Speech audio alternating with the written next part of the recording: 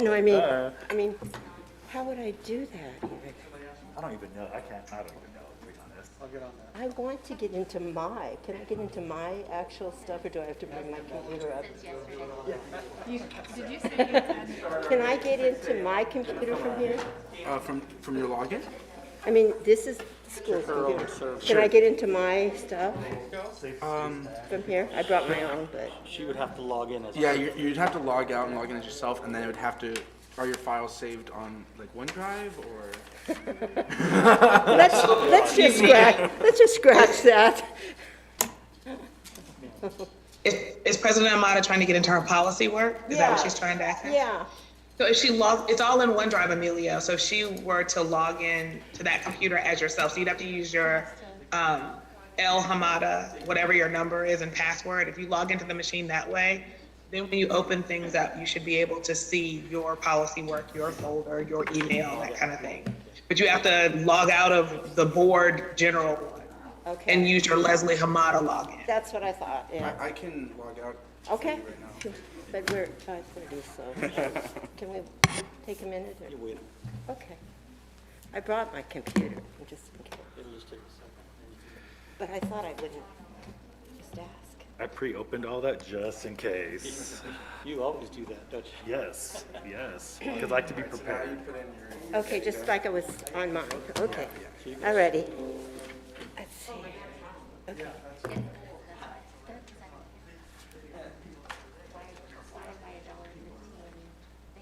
Let's see how fast I can do this.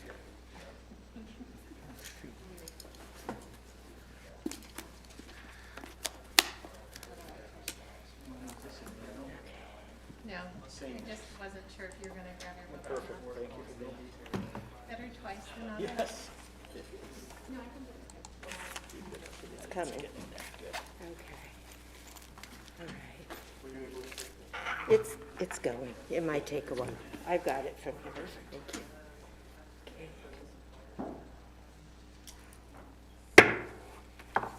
Good evening, and it is 5:31. We're opening the special meeting, the work session on policy work and the superintendent search. We're on 1.0, and I'd like to call, of course, the meeting to order, like I just said. This is a special meeting of the Kent School District Board, which is held in public to comply with the Open Public Meeting Act. The purpose of the special meeting is a work session to review and discuss board protocol, guidelines, board policies, and the superintendent search. Now I'd like to make one announcement. Director Benninger is not here this evening, and also Dr. Harmon will be attending via Zoom. And now I'm going to turn it over to Dr. Jill Harmon. Okay. We'll go ahead and start. Go ahead, Dr. Harmon. Okay, good evening. Good evening, President Hamada, members of the board, Interim Superintendent Vela, Ms. Vantello. This is always one of my favorite times. We have an hour, so I'm gonna jump right in. Just a second, I will share my screen with the presentation. It is posted on BoardDocs, so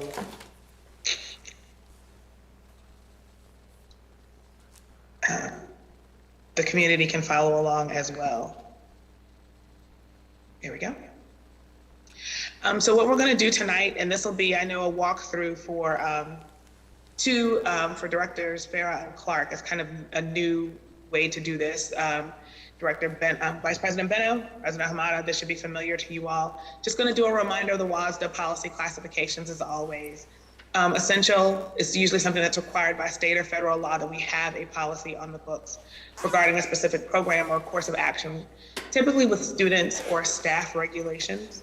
But that's what an essential policy designation looks like.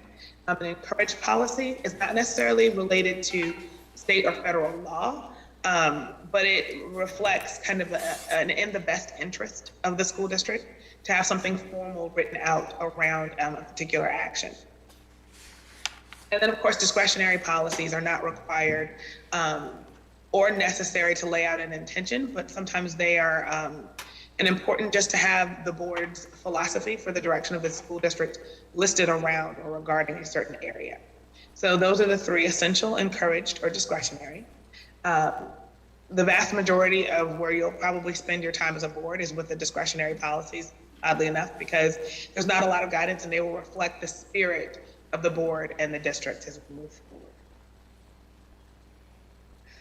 I'm gonna jump right in, and we're gonna start with the board protocol, and I'm gonna close out of the actual presentation and work quite a bit in the actual files, because it'll give an opportunity for us to kind of walk through what you would see as a board director, and we go through this work and what you would expect as we continue to move forward. So you all received a link from me to your policy folders. They are your personal policy folders. No other board directors have access. And that is intentional because it allows you to do your policy work. And then you all will have your discussion about the actions taken in public.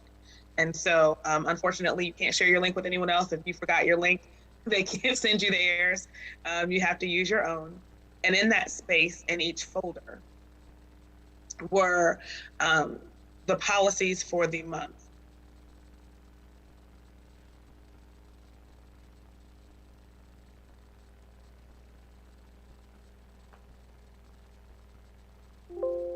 So hopefully you can see, can you see this screen with the 6 different folders? Yes. So this is what it looks like from the outside looking in. You each have your folders labeled. I'm gonna share my folder as an example of what this looks like. They're labeled by month because we've intended and the board is committed to having a policy work session every month for the remainder of the school year. And so for this month, for February, the different policies were listed there that we were going to cover. And I know, like I said in the update, in the email, I apologize, these are not the policies that the board agreed to at first. Aside from the resolution, the others are related to, like I said, cleaning up some of the operational issues around board compensation and expenses to make sure that's clear first, so we can get those moving, and then we'll get back to the 1330 and 1310. So tonight we're going to start with the resolution protocol for the board. And what happens as we move forward, I will open up folders, and this is a great example. Although Director Bettinger is not here in person, she actually did the work. She did what I say, policy homework. And she went in, she added her comments, she added her notes, she suggested changes. Although she's not physically present, she can be part of the conversation and provide input in this way. What I will do is share her comments as we go forward, and they're pure. I don't make any adjustments to those or anything, put them up on the screen. And then I will make notes in my copy as to what the board agrees on and we get consensus on, so that the next time you see it, you'll see a version reflecting the consensus of the discussion. Is that okay? Is everyone? I have a question though. Sure. I know that the document that's on here is already changed because we talked about it at our some meeting. I don't know. So will we be able, oh wait, I'm seeing blue and purple. Is that the difference? Like, Yes. Purple? Okay. Yes. Thank you. Yes. So the beauty of track changes is that every color represents a different individual's perspective or comment. So that's how you can see. Unfortunately, in each, the third tier of this is the color purple. So in your particular folder, Director, Vice President Benno, if you were to open yours and provided comments or changes, they would show up as purple too. But that reflects, like, there's a third iteration. So there's a set in green, there's a set in blue, and then there's a set in purple. So this has been updated again. So again, in this particular instance, Director Bettinger provided comment on top of the previous updates. And that's what's reflected.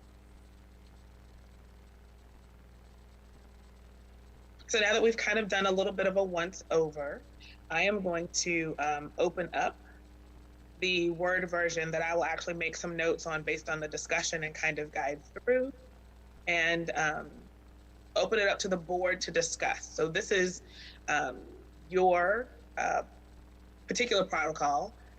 It is particularly close to home for the board in this instance. Usually we're doing things, when we're doing policy work, the board is a little removed from the personal impact of what we're discussing. In this instance, it is like the exact opposite. It is staff that is a little bit removed, and it's the board's decision in terms of, does this really reflect you all's agreements for operations?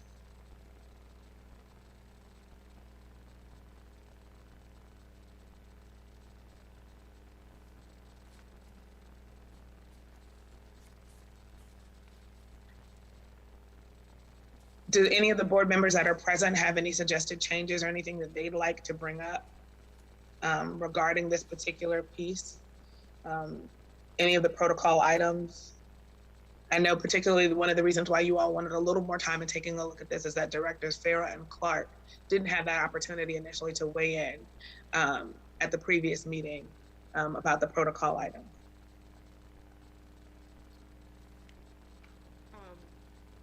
Dr. Harmon, toward the end, and I think I'm on the actually updated version with all the cross-outs. Toward the bottom, it says we agree to ask the board president or the superintendent to place an item on the agenda instead of bringing it up unexpectedly at the meetings. We also developed a form, an agenda form that I think has been quite effective to putting a paper trail to all that. Does that need, would you suggest putting that on this protocol and spelling that out, or just leaving it off? I wouldn't necessarily put it on the protocol. There is a policy around board agenda. And what you could do is you could add that form as part of the procedures. Okay. And then that way it's codified, for for process, for the record, that there is a form, the board has agreed that there's a process for this, and it's there for everyone to see. And you could call that out in the agenda. There's I think it's 1420 is around the board agenda. And then you could put it in the procedures there, or even call out in policy if you chose to speak to the process. That also allows you as a board to make changes to the procedure without having to re-adopt a protocol. Director Bettinger also had comment here too about the changes to that. Agree as a board to place an item on the agenda, but understand there are times when you may feel the need to add an agenda item. And just that the board president and superintendent would be made aware prior to the meeting that a director had the intention of adding something to the agenda at that time. Well, when you're seeing this in purple, I'm not seeing any of this in purple. So what document? I'm sorry. I apologize. So are you seeing it on the screen or no? We're seeing it on the screen, but we don't see it in our folder. That's what. Yeah, I mean, Yes, that's wonderful and intentional. These are Director Bettinger's comments and suggestions. Oh, okay. So you should not see them. That means that our system is working and we're not in violation. That's wonderful. So I'd be more concerned in this instance if you could see her comments in your personal folder. So I'm showing it on the screen. So like I said, I am representing in this instance her perception and making sure that she's part of this conversation and that her comments and positions are clear. Okay, but which one are we working on in front of us? The resolution number 1600 revised protocol guidelines? Is that Yes. the one I want to be on?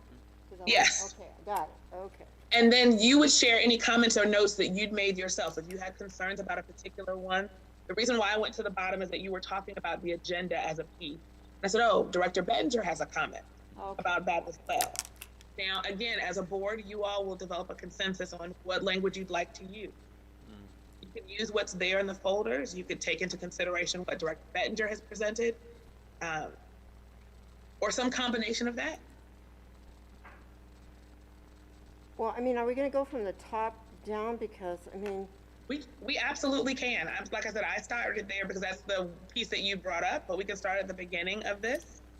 The vast majority of the changes reflect some structural capitalization changes, some other pieces.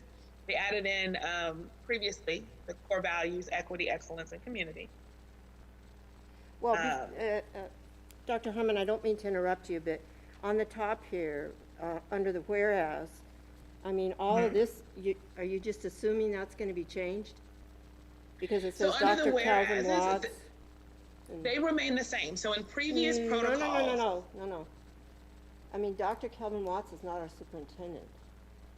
No, what this is saying is that the last time it was, so the second paragraph of whereas goes through all of the iterations. So it kind of codifies the iterations of changes and the reason for change. So it starts with the first adoption in 1992 and then works forward with each additional piece of why it was changed. So in 2016, Okay. it was a change for this reason. Okay, It was adopted here in 2018 to include newly elected members. And then this time, although it's not called out, the next, so say 2 years from now, it gets updated again. Or we'll at some point have a permanent superintendent, so it won't say interim anymore. And at that point, we would have to adopt a new protocol again. And it would say the changes were adopted in 2022 to reflect interim superintendent, new board members. So it just continues on there. So it's not a typo that Dr. Watts is listed here. He was just the last board member. If you look at the previous protocols, I believe the previous superintendent was also named in that top paragraph. okay, but this is what I don't understand, and I'm gonna sound really stupid, but I don't care, is when we get through with all that, and if we're changing this document to update it, what's the paragraph gonna say after all that's written of what's happening now? I mean, are we supposed to write that tonight? No, so these were the previous changes. Okay, but if we're, And so if we're basi- updating it to the current one that we're gonna vote on again, right? Yes. Then wouldn't we And wanna so then- say, we're now in 2022, whatever, that we're under the interim superintendent of Israel Velo and new board directors, who's gonna add that part of it? So in the previous protocols, it doesn't get added until, so the current is assumed by the items that you're listing. And then the members who are signing it at the bottom. If you would prefer that it reflect differently, then it can do that. Meaning that if you'd like a sentence talking about the current structure, but in previous protocols, it never listed a statement about the current structure in this particular paragraph right here around where we're at. Well, to me, it's not up, I mean, when I look at a document, and if I'm writing a resolution for some organizations I belong to, it's current. And the first thing that jets out at me is, I want it current as of today. I mean, I don't know how our other board members say, but I think it should now say that whatever the date, we're gonna finally accept this or adopt this in 2022 with interim superintendent Israel Velo. I think we need to have a sentence on that, or something, or paragraph, or a couple sentences. I was gonna say the same thing, just because it doesn't say in 1992 under superintendent so-and-so, under 1999 under superintendent so-and-so. Yeah, I just don't think it's necessary to include Dr. Watts, because it's not Okay. listed for the other ones, but I don't know if that's typical, or like why because if this document's not changed very often, or if we look at it yearly, like, I don't know, I agreed to some extent about that, like, why do we have to call out one name unless we call them all out? Well, it wasn't just so much as a name, it's to update it. I mean, if somebody's, and we have our critics out there, okay? If they're just looking at this, they're gonna say, well, they haven't even updated who the new superintendent is on this, That's the way people look at this stuff. And, I mean, I may be being way off base, and please rein me in if I'm not, but I just wanna see this thing look current, like we're doing something, we're touching base with this, our new signatures and new, it's 2022. I'm sorry, I'm new. I just want to know, are we voting on to approve this policy tonight? No, so in a first reading, Director Farah, you Yeah. take no action, but no formal action in terms of a vote. You will discuss, we will reach some consensus on the language you'd like to see, and then we'll agree on next steps for this policy, or in this instance, protocol. And so suppose we reach a point where you all approve, or there's a consensus of you all agree on what language you'd like to see for the entire document. You close by saying, okay, are you prepared at the next time you see this to take a vote? If you were to say yes, then that would mean at the next, not the regular meeting in a week. I'm sorry, yes, the regular meeting in March would be the next meeting. This particular protocol would show up as a second reading and approval. And the second reading and approval, then you would take action in a regular meeting. You won't ever take formal action by vote for policy work in a work session. Okay. Thank you. But the more we do today, it will be easier when it comes up for a vote for no more changes. A board meeting and somebody say, oops, I don't like that, let's change all that and let's come back in 2 weeks. Let's get this done. I mean, this hasn't been updated for so long. It's just kind of ridiculous. Right, the Mine- design of the work session for policy is to actually do the hard work of the wordsmithing and formalizing Yep. of the language, so that the next time you see it, it should just be a vote. There should not be major changes to the document by the time it reaches you for formal action. So if anybody sees anything, and quit apologizing for being new, Awali, just say it, you know?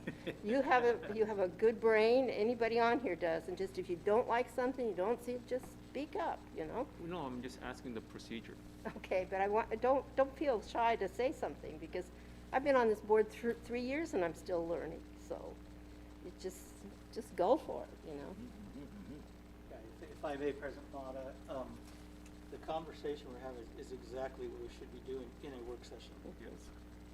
And I think the clarity that Dr. Harmon just said is we're in that work session. And as Vice President Bell just shared, yeah, I think we should do that. And I think that's the part of a work session, so that we do get the language during this time that the board wishes to have this and have that discussion. So I think it's a yes and.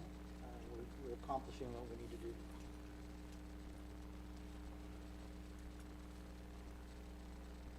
Wordsmithing is exciting. Get this document done.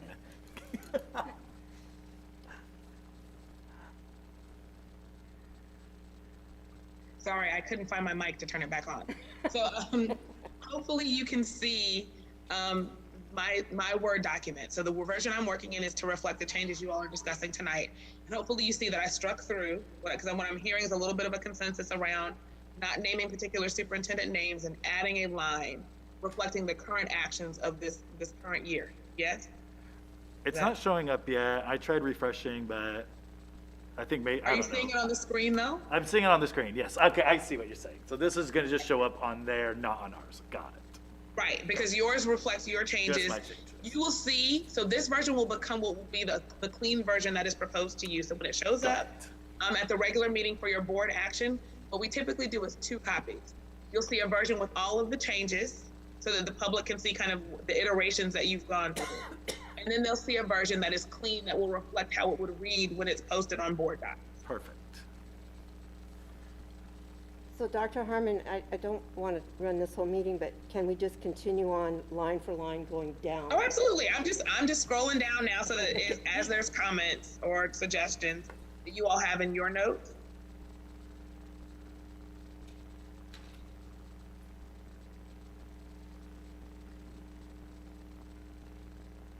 So a lot of the next pieces, like I said, some of these, there was an addition prior to this of the core values called out by the district, equity, excellence, and community.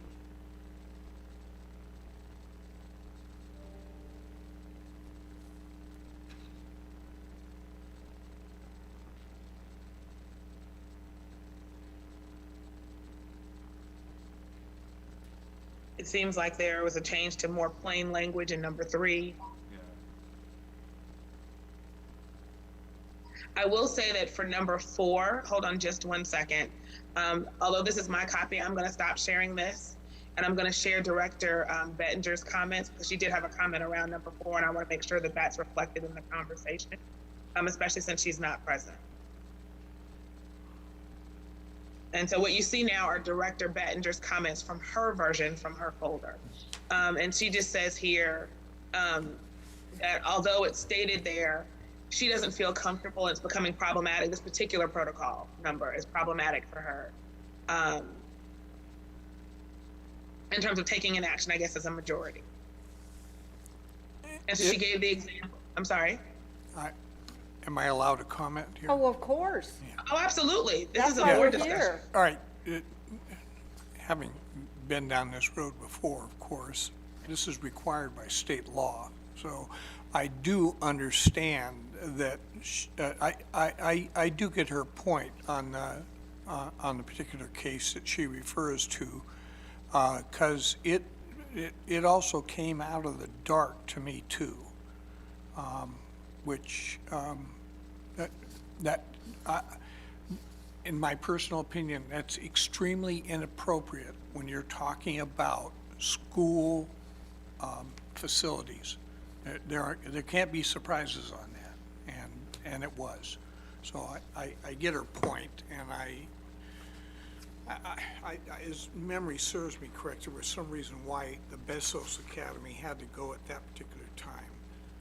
But I'm just, I'm serving notice. I do get her point, and you will hear from me if I see that occur again. And I think that's important as a board protocol, is just like that, regardless of what decisions happen, that we support it, but also understanding if we're feeling like we're not getting the information. I feel like I ask a lot. If I don't feel like I get something, I ask again. And so I just feel like that's a part of our responsibility. And I understand what Michelle, our Director Benninger, is saying about this. It makes a lot of sense. And so it's just, we just need to, keep asking questions if there's stuff.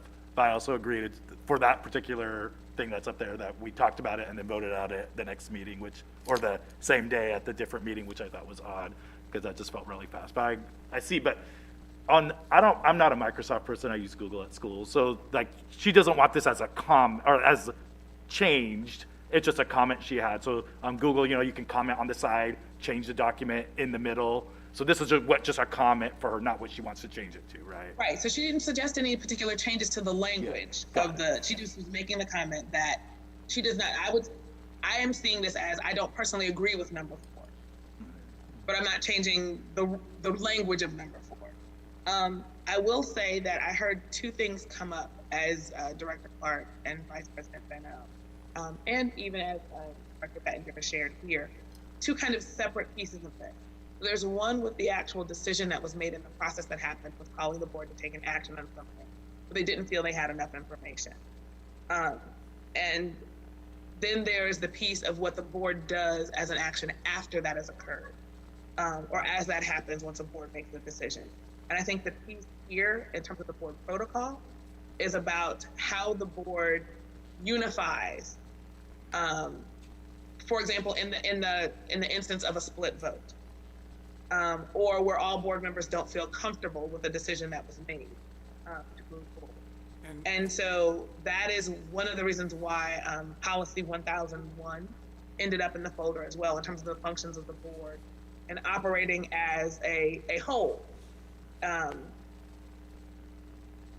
so if there isn't a change to this, is the board comfortable with the actual language that's there, that the decision, the board members support the decision of the majority? Sadly, I'm going to reiterate, there's not a choice here. That is state law. And it was specifically done because of the nature of the limited decision-making of smaller local government bodies. And school boards are the only one that are actually held under that particular protocol. If I was a city council member, I'm elected citywide, and therefore, of course, I can have my own opinions because I stand for election in that fashion. School boards are, in fact, in a very different box. And as much as I detest it, the fact is, from a legislative standpoint, it is actually a good policy, because what you can't have at smaller local government bodies is constant warfare, and this basically addresses that. You make your case, you take your vote, and majority rules. And I agree, like, obviously at that meeting, I disagreed with that decision, but I'm not gonna talk smack about my colleagues or go, like, that was the vote, let's move on, like, that's all we can do. Like, I think that that reinstates, like, what that is. So to me, it's what we do, or we should do. Well, and to clarify, there've been not just that vote, there've been some other votes around SROs and stuff like that, that it was promised that we were gonna have the kids come and testify, but yet we needed to get that passed, and maybe I didn't really like all that went on exactly with it, that I would have preferred to have more of an open session on why we were gonna go ahead with or vote on the SRO contracts for Kent that night. If at some point we don't come, and I've taken some hard votes here, a couple of really hard votes in the last couple of years, and I've been on the losing end of those votes. But once those votes happen, I accepted it. And we can't keep going on and on and on about this stuff, or we're not gonna be making progress toward, in my opinion, toward what we really need to be doing. We have some really tough stuff that's coming up here, and our kids have to be center focused. And I just think that, I'm not sure, I hope, Dr. Harmon, that you're clear about that that's not a change in that, it's just an opinion, because I'm not sure about that.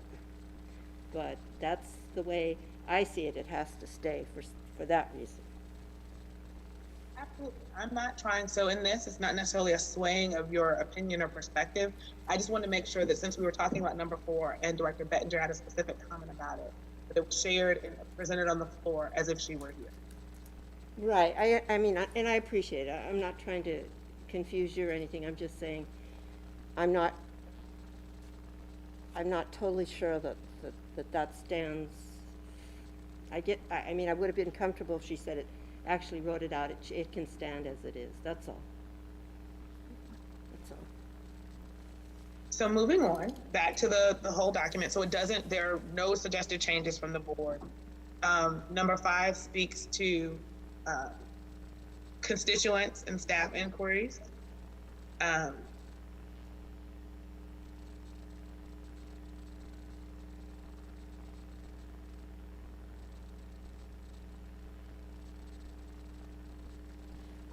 On number 5, I just need a clarification on that, Dr. Harmon, where it says that the board members will copy Kent Board on all relevant and procedural electronic communications. I've been the president of this board now the 2nd time. If I copied everybody on the board of everything I answered, it would be a nightmare. And is that literal?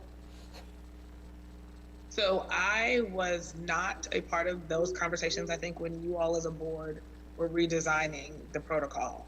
That, to me, seems like it may be a violation of OPMA. Yeah. Especially since a lot of those email communications are conversations. And then another board member weighs in, then it becomes very problematic. So I don't know the intention of the room at the time when you all made that suggestion. It was already there, Jewel, when I got on the board. So there are times when it is appropriate to email the entire board something. I agree. That is informational. Yes. Yes. That is informational. If it is expecting a response from the board, then that is where it starts to get complicated. And so I think the difficulty here may be what relevant is. I'd say procedural communications might be necessary because a lot of what are the group emails. So for example, when I sent the message about you will receive an individual policy link, I would say that was a procedural communication that went to all board members, would be an example. I mean, honestly, from a clerical point of view, it'd be my first year, I wrote so many emails to copy every board member and go through and make sure I wasn't doing something with OPMA wrong or stuff. I need a secretary full-time or an executive assistant or something. Seriously, it's a lot just to keep up with it. And then if I had to send it to everybody and make sure it just, I don't think it's practical. And it needs to be more practical, that's all. Because if you're gonna tell me this, you guys are gonna get all kinds of email from me. I think the intent when we talked about this, I don't remember when we talked about this last year sometime, was a fear or maybe, I don't know about fear, but like a fear of not including people in relevant communication and to be transparent. I think that's why that was left in. But I agree, like, I don't necessarily need to see everything that you see, but it's hard because like, how do we have clear communication when the only time we can actually talk to each other is work sessions like this, or board meetings, right, without breaking the law. So I think that the intent was clear communication and transparent communication, but I think the impact might be breaking the law. And so I think that's something we have to kind of think about how we want to word that. while keeping the spirit of we want to be transparent with each other about what's going on. So I think what it is that you all, so it's a very interesting place to be. So you all can be pushed information. So you can be receivers of information. It gets slippery when you all start to respond Yep. to the Yes. information that you're receiving and you're copying everyone. Yes, absolutely. And so how that could be reflected.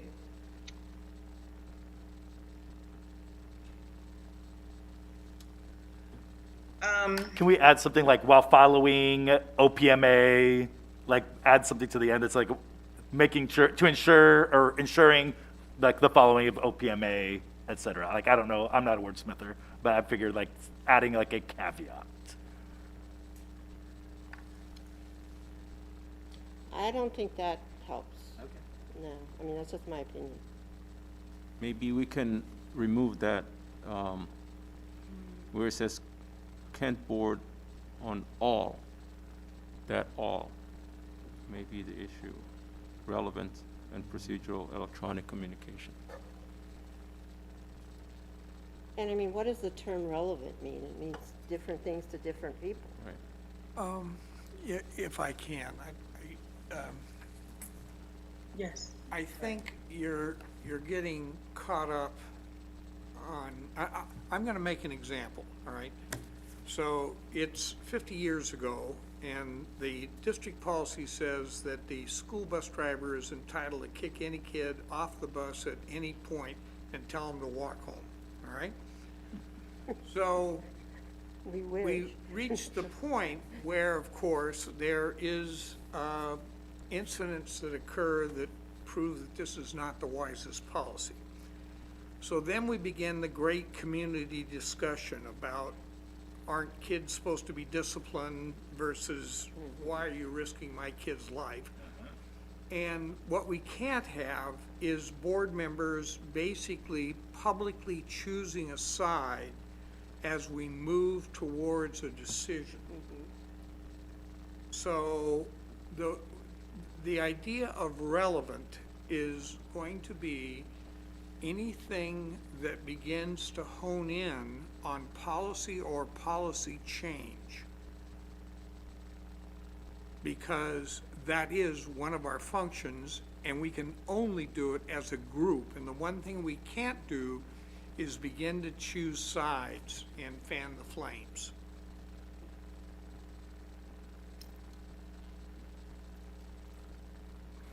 Maybe I'm misunderstanding this, but it seems like this is just the communication part of making sure that board members will copy Kent board on all. Yeah, but that's the point.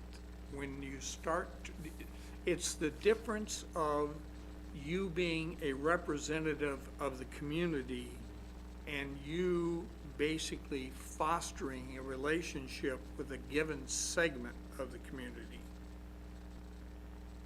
So if you start to send messages back to special interest groups, eventually it's going to blow up in your face. And that's why those sorts of communications do, in fact, have to be forwarded and screened in some fashion. I think that's hard to put in a protocol, though, that interpretation. I mean, when it says all, On my document, I deleted all. That's- Right. I don't know, maybe I mean, I haven't got a whole bunch of communication from you guys that you sent out, so, Because I don't want to break OPMA. and, yeah. Okay, look at the actual number 5. It's another one to me that is a bit of a double-barreled protocol item. So the first portion of this speaks to hearing from constituents and staff, and then referring those individuals to the appropriate people to get the issue addressed expeditiously. Yes. Then it goes into communications of the board via email yeah, as almost two separate things. yeah. It's almost like this sentence, it's not that this sentence isn't important and appropriate, it just doesn't seem to fit with number 5. Yeah, I would agree with that, Dr. I agree Harmon. that, Yeah. that sentence doesn't, it's totally different issue. Yeah. Perhaps, Dr. Harmon? Yes. If I may, I appreciate the conversation of everybody's, but I also appreciate Director Clark's remarks around the intent of this. It's about communication of the board as a whole. And I would agree that the first part of it really is the superintendent. So who is constituent staff, is each inquiry referred to a person who properly expeditiously addresses the issue? The superintendent should be able to funnel that to the appropriate one. And then the second part of it seems to be separate from that. So that's Yeah. communication protocol for issues. Then the second part of that is, how do we as a board communicate with each other regarding a potential issue? And that's why I appreciated Director Clark's comment there, because it could get into issues around OPMA. And you've noticed, if I may, where oftentimes when I believe the board needs to be a part of the whole piece, because you're right, Vice President Bennell, sometimes we're all being careful. I put do not reply all. It's just around the knowledge of the whole board. But I see this two different ones, and Dr. Harmon, what I would like to do is see if we could develop some of that language so that we could differentiate that and make sure we capture the intent of this protocol. And if we have to separate that, we will. But if you allow us to do that, we'd have to do that. Great. I agree. Yep. I agree. Thank you.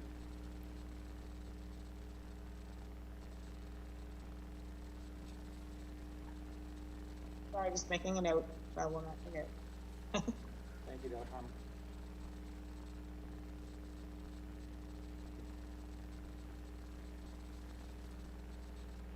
Okay. So, here we go. So now that's reflected, so encourage stakeholders to present their own issues or problems or proposals. And then struck number 7, promptly address individual issues, hinder board's effectiveness.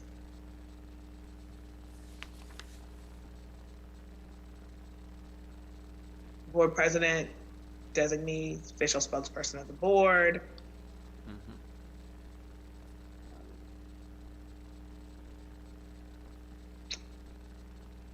Using the superintendent as the pathway to staff and issues regarding operations.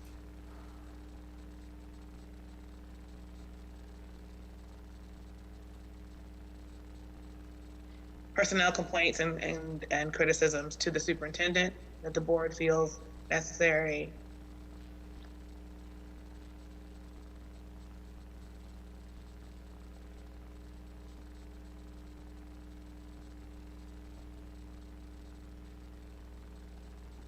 Board meeting agenda.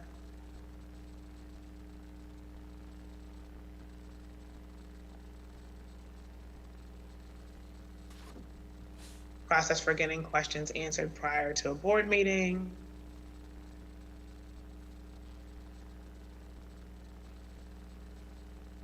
Purpose of executive sessions. Process for getting items on the agenda. Can we see Director Bettinger's comment for that one? Absolutely, I Again. can go back to that, no problem.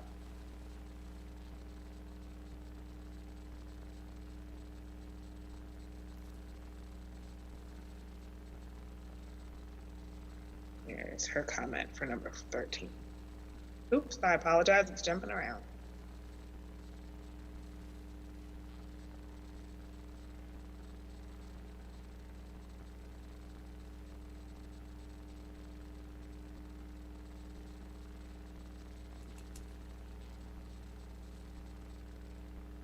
I mean, I like the spirit of what she's saying, but I don't know if it I feel like it's a little wordy, but I understand her intent on that.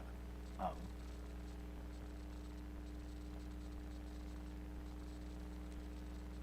don't know. Any other discussion? You know, the most dangerous thing in a community forum is to try and solve a problem with limited information, what we usually refer to as by the seat of the pants, without considering all the impacts. And this is how you avoid it. I hear that, but there's also a section on our agenda that's just discussion and no action. And I think, for me, in my brain, that's okay. It's like, hey, can we just add something to be discussed and not necessarily, what do you call it? No action required, because some things might show up unexpectedly. That's where I'm at, but I understand what she's saying. But I hear what you're saying too. Like, we shouldn't make decisions on anything last minute. Like, I don't agree with that. Yeah, inevitably, you're gonna get somebody at the mic that's gonna have what we would all consider a legitimate complaint. And it does require action. But that falls in the superintendent's lap. That's not our job, because we're policymakers, to suddenly start making shifts in what we're doing. And so, you know, it requires a coordination between us in our respective roles. So, I get what she's getting at, but there's a real, I mean, that's the death of legislative bodies. If you do it on the spur of the moment, you'll eat it. I know that a lot of the community will ask questions about like why, and like in a lot of school board meetings that say to the effect of what we say is the board will listen but not respond, and people get mad. Like, why aren't you responding? And I'm like, because it's not your meeting. Our board meetings are to do our work, so, and you are able to come watch and make comments, but we don't get to solve your problems, and you're correct. That's what the superintendent does. And so it's getting the public to kind of understand our role. Like, we're not the problem solvers necessarily, we're the policy makers, right? And we ensure things happen. And a lot of it is getting the public to kind of know and understand that. And I think we read that statement every time, but I think sometimes the public just is not aware, like, oh, like the purpose of the meeting is for them to do the work in public. It's not a public meeting, which is, you know, like a very fine line, but also a very important line to understand. Yeah, and if I may add, thank you, Vice President Benoit, Yeah. is that the board does have a procedure in place to add agendas. We talked, and we've actually implemented that. A couple of examples that I can share are I think it was inclement weather. Yep. For example. There, depending on what the agenda item needs to be, there could be more work that needs to happen, and that was a good example. And the reason I bring that up is we had a great work session that was comprehensive. We had the right people. It just took us time to get there. And I think that is the role of the superintendent, to be able to take the information, work with the president to say, yes, here's what we could do, or we could get it on if it's possible. And I think that's what the superintendent can continue to do. You have a good process in place, I believe. It's just utilizing it appropriately. So, if I may ask a question, so let's say 2x2 happens on a Tuesday, and then one of us says, I need an agenda item on. So therefore, when it gets on it, I mean, most of us, I know, but the rest of the directors don't know anything about that subject. So it comes up, we discuss it. Are we supposed to vote on it that night? So part of the process of a 2x2 is to take a look at the agenda. Right. Remember, all board members have that preliminary agenda there, is to have the conversation, and we have added agenda items at that time. Right. Or potentially say, you know, we need to move that from informational to discussion. We've done those, so that is the process for that. What we're talking about here is an agenda item that may need additional information or time for it to answer the question or whatever it might be. And I think that's that constant communication of the superintendent and the board president or vice president, depending on, you know, if it's a designee at the time. But the whole board gets that preliminary agenda, but that's the purpose of a 2x2. But also, even with the form, like, I know that I wanted something on the agenda about inclement weather and was denied that, but ultimately it was told, oh, the superintendent's gonna talk about it in his report. Okay, that's great. And so then when people get mad at me, it's like, why didn't you talk about that?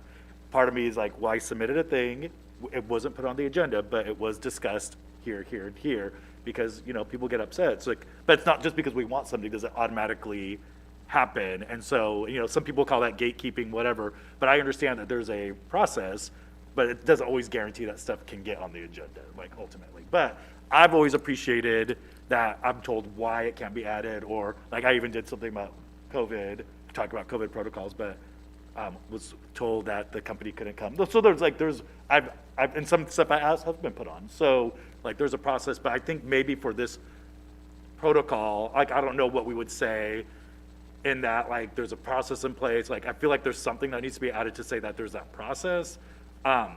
Instead of saying, don't bring things up, but it's like, well, when can I bring things up? Because if I'm brand new and don't know anything, I'm like, oh, so there's no way I can put anything on the agenda. I think there needs to be something that's like, make sure if you want something added to the agenda, follow the procedure. And I know that there's a P document that talks about the process of doing that. Right. So maybe it's just clarifying in here, like, there is a procedure in place to do that, instead of just, no, you can't add things to the agenda. Because that's what it kind of sounds like right now. Well, you know, again, after 2 years, I've learned a little something that I felt that when I first got on here, that things were being put off and that we didn't have instant answers, and we weren't, you know, we were capable of answering that night, and everybody said, no, we need more time. But on reflecting over the 2 years, I have begun to understand that whether I like it or not, things have to have more time to get together to do it and to meet all the things that come up with, because people are listening to every word we say up here. And it has to be reflective of just not what one person's interested in. It has to take in as much as possible everybody's interests. And sometime to do that, and I've gotten a lot more cautious, and I probably need to even be more cautious of what I'm saying, because if I say something, somebody could take that and just run with it, and I may not have all the complete information. I need to present it in the correct way. So one thing, I know we're a society where instant gratification, we want instant gratification, we want it now. We want that computer to just get that answer right now. But in real life and in a real community that works well, we have to learn to extend to each other enough time and have enough trust in our organization and enough faith in our people that are working for it, that they're doing the very best they can to get all this up to speed, to bring it to us in a complete report.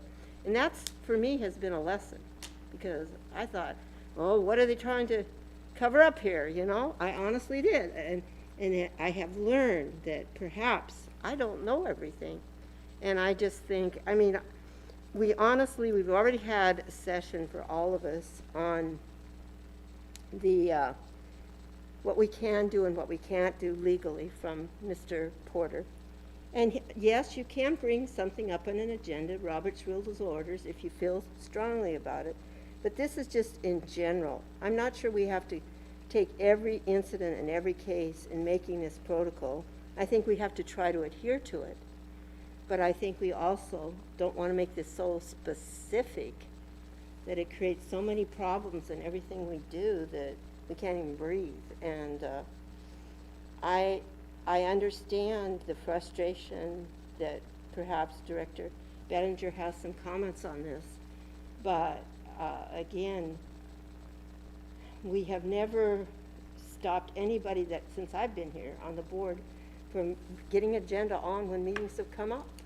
Yep. It has got on and we discuss it or something. It was never not discussed, so I'm not sure why we're belaboring this so much. Well, the process right now says we're going to ask the board president, superintendent to put an item on the agenda. And it's like, mother may I, and which I don't like how it's worded, but I like what Dr. Harmon's putting on instead. Because it's like, instead of like, please put this on the agenda, it's, hey, we're going to agree to follow the process of adding items to the agenda, which I like better. And that's why we've came up with, Michelle and I came up with that agenda, you know, process form, because we wanted some paperwork to see that trail. And I think I mentioned that to Dr. Harmon, and she said that should go somewhere else, but we do have a form. Yeah. And I like the newly worded document, or the newly worded process instead. I mean, let's not lock us into everything here. I mean, I just made notes of what I think I'm hearing as part of the conversation. So as a means to get the board to consensus, what I'm hearing is that there needs to be a process. Agree with the process, Yes. but maybe don't want the level of specificity of, or don't want necessarily in the moment agenda topics being sprung so that they can be addressed appropriately during a regular meeting. Yes. So I think if there's a process that the board has agreed to in getting agenda items added, then the board, as part of protocol, agrees to follow that process instead of bringing items up unexpectedly. Is that, at least for the next iteration, up for consideration? Yes. yeah, Yes. Okay. good. And then number 14 was about the board focusing primarily on accountability of board and district goals, the presentations around those pieces. And then the last one is completely new, and it's related to what we discussed prior around policy 1733 and board member compensation, and then the RCW that's referenced here. That particular RCW, text is not, refers to board member compensation, and what the law actually says is that board members have to adopt a resolution in order to accept compensation. And what do you adopt? You adopt your protocol. So by adding that line, it is essentially saying that the board agreed to receive compensation for conducting business on behalf of Kent School District per the RCW. And also per the RCW, there's a line that says a board director may waive any or all portion of their compensation. So I think that adding those two sentences would meet the requirements of the law or protocol and be an added piece to this. So that's something that you all do. So that would be the suggestion, to add that there, just to cover our policy RCW legal compliance. Can I suggest one more change under number 11? The last sentence, if a board member needs information or has questions, either the superintendent or the board president is to be called before the meeting. I don't want you to call me. I want you to contact me. So it could be text, it could be email. I won't answer my phone. I'm teaching. So like contact, I think would be a better term there Oh, yeah, agreed. for me. Yes. I'm okay with that. Yeah. But also, I don't like to answer the phone, so that's all. Just contact me. I will quit calling. And always call me. Yeah. So what I'm hearing based on this discussion is that the board has made some changes to the proposed language again. And so I don't think the board is ready to necessarily take action and make this a second reading and approval on a regular meeting agenda. I think that this particular protocol probably would be beneficial to have one more reading and work through before the board takes a formal action, is what I think I'm hearing, but I want to confirm that before we move away. Yes. I kind of like Okay. it, but if we need to do that, I'm happy to do that. Let's do one more. Yeah. One more reading. I kind of like it the way it is. I don't know why we need to elongate this, but that's just me. Director Clark? So, I'm good with what we've done. So I can say this. So what we'll do is we can make sure that you all receive a clean copy of this that reflects what it would look like after these, if the changes were adopted. So if you were to see this presented to take a vote, you'll see that.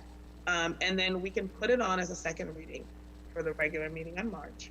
And if for some reason you all aren't ready to vote to approve this, you can always vote in the negative, and then it would be a third reading and we continue to work if that needs to be necessary. Is that okay? Yes. I like that Yes. myself. Yeah.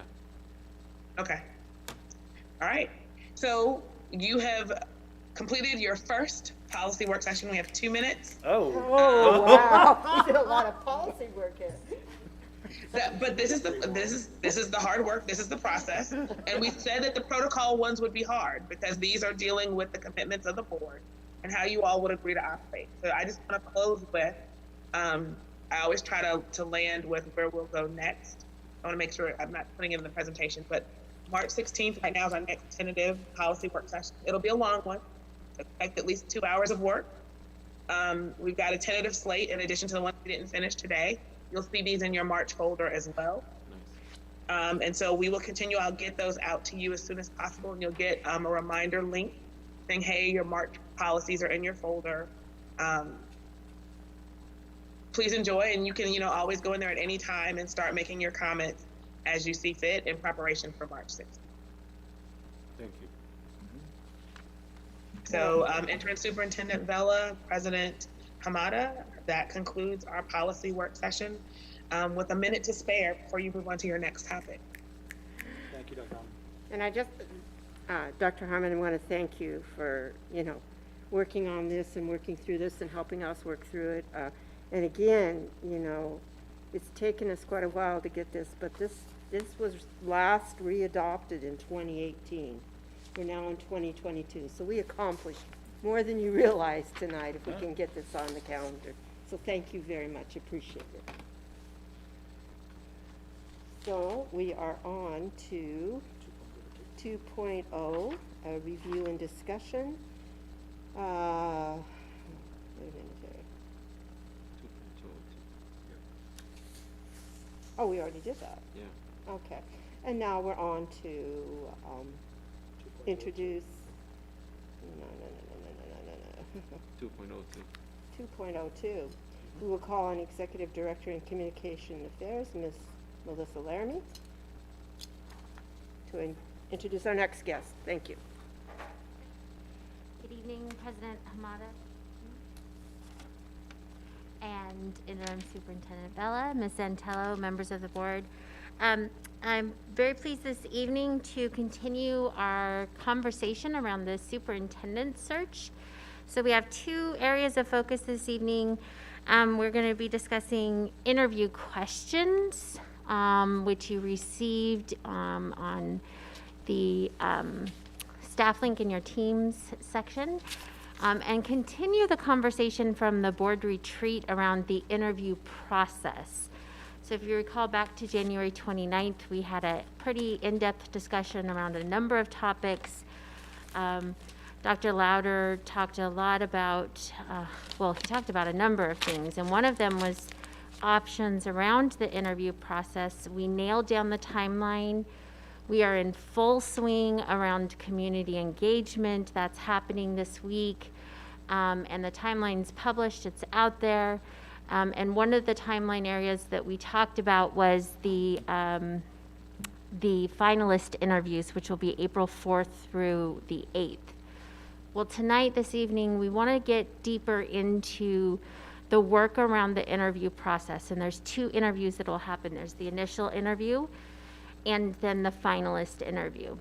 So I'm pleased to welcome our lead partner from McPherson and Jacobson, Dr. Stephen Lauder, who is heading the search and leading this work. So I'll turn it over to you, Dr. Lauder. Thank you, Melissa. Thank you for having me tonight. I appreciate the opportunity to speak to you about the process. And as Melissa was saying, we feel the stakeholder meetings are going quite well. We've had quite a few meetings, and we're beginning to collate the notes and to begin the process of getting information back to you about what was garnered in these meetings. I think suffice it to say that some of the common themes were the new superintendent needs to be a good listener, a person who has the ability to build trust back because of the circumstances around the COVID shutdown and hybrid learning, et cetera, that there have been some breaches of communication. And I think because of that, it's more of felt as a trust issue. I'm not sure that it's anyone's particular fault. I think it's very common out there across the nation that there are these feelings because people have been isolated and only been able to meet via Zoom. People feel the need to get together and the need to be in person, and I think that certainly is coming in the future. There's clearly a general feeling that the person who's your next superintendent needs to be, again, that uniter, a good listener, approachable, a systems builder, someone who has very clear communication, is approachable. I would love to have that person be bilingual, but it's not a deal killer. Highly visible, a person who understands systems, who understands clearly the diversity and has experience working in a diverse district and having success with improving things for those underserved populations and improving academics. I think those are some of the key indicators that have come up so far. There's certainly more to come, and we'll clarify and be able to give you more information on that shortly. Questions about that kind of short list of general early indications of what we're hearing?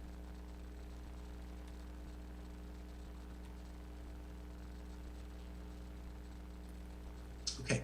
I think there are a couple things that came out of the meeting that we have discussed before.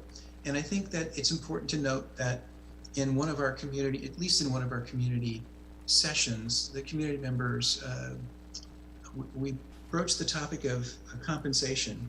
And I know the board is somewhat concerned about that, but the pushback, or at least the comment back from the community member who was a business leader in the community, was that we want the best person. And if that means the district needs to pay more, or pay more than they have currently, then do it, because it's so important to have the right person in place.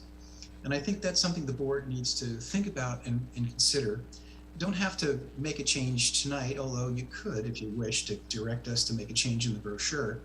But I think it's important to note that you don't want to be constrained or lose highly competent, qualified people because of compensation that might be viewed as on the lower end of the spectrum.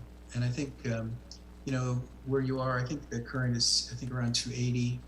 And we talked about what the other current districts were. And I think the district was going to have their own study done. I haven't seen anything. Melissa, have we seen anything, or have you seen anything about that current compensation study? No, I haven't seen anything come from HR. I can follow up on that. Yeah, okay, because I think there were other districts than the ones that I had shared with the board, because they didn't feel that they were as comparable as some of the other districts. And so I think it's important for the board to think about that. Thoughts about that or comments about that? Well, when we went to increase Dr. Watt's salary, we looked at comparable districts, and the ones, like I mentioned before, that you had on there were not ones that we had compared it to. And Yes. they do have that information somewhere, because we just, just a few months ago, we looked at that data, and Yeah. so it's out there in the district somewhere. I do know that the district is sort of at the crux of some potentially difficult negotiations, and I know that that's somewhat of a sensitive topic. But I think that you know, it's important for us to be able to speak to current or potential candidates and applicants and say that there are potentially there's some negotiable room there, and but again, it comes with experience, quality, qualifications, and skill set. Contracts clearly are always negotiable, but the information I'm getting is that it's important for the district to have the very best person in place, and I would echo that as well as a retired superintendent, as a consultant. So food for thought.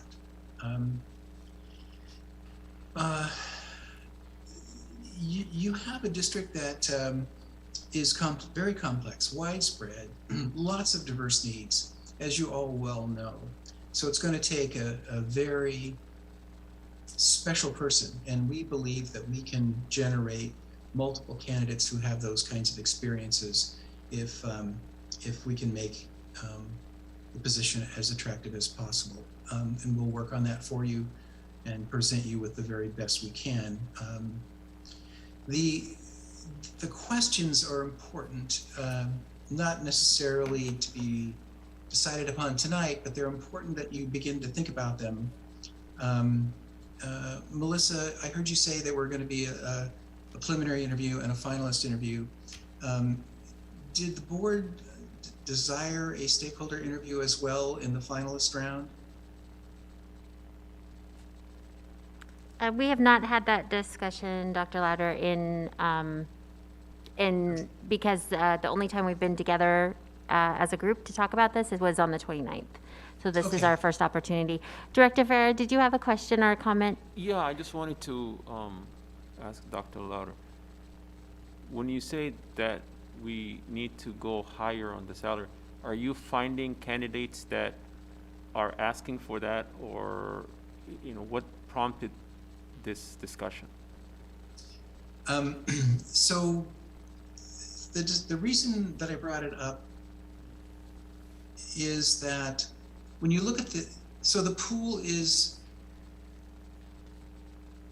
I wouldn't say the pool is shallow. What I would say is there are lots of administrators, superintendents who are leaving the system because of the difficulty in the current political structure. People as teachers are, as classified staff are, taking a lot of flack over things that are really not their fault. Masking, immunizations, and the feeling is the joy of doing the work for the work itself to make a difference is not worth the impact on families, on their personal health. And so we need to be sure that we have we need to have the position be as attractive as possible for those potential candidates. Clearly, there are positions on the East Coast and in other areas that will be paying higher just because of the proximity and the cost of living, et cetera. The advantage that Kent has in the state of Washington is there's no state income tax on the income of the individual. So that is a big boost. Some districts are paying for the state retirement of the superintendent as an added incentive for them to come, as are some of the other things. So the reason I'm bringing it up is my rationale. I want you to be as competitive as possible. I know that there are multiple districts out there in the state of Washington that are of comparable size and responsibility who are going to pay more than you are. So I don't want Kent to be in second or third place based upon just compensation. And I, Dr. Lauder, not that I'm trying to focus or be opposed to what you're saying, but I spent 2 days in Olympia on a leadership retreat for WASDA, and we went over some of the best leadership qualifications and how do you get from a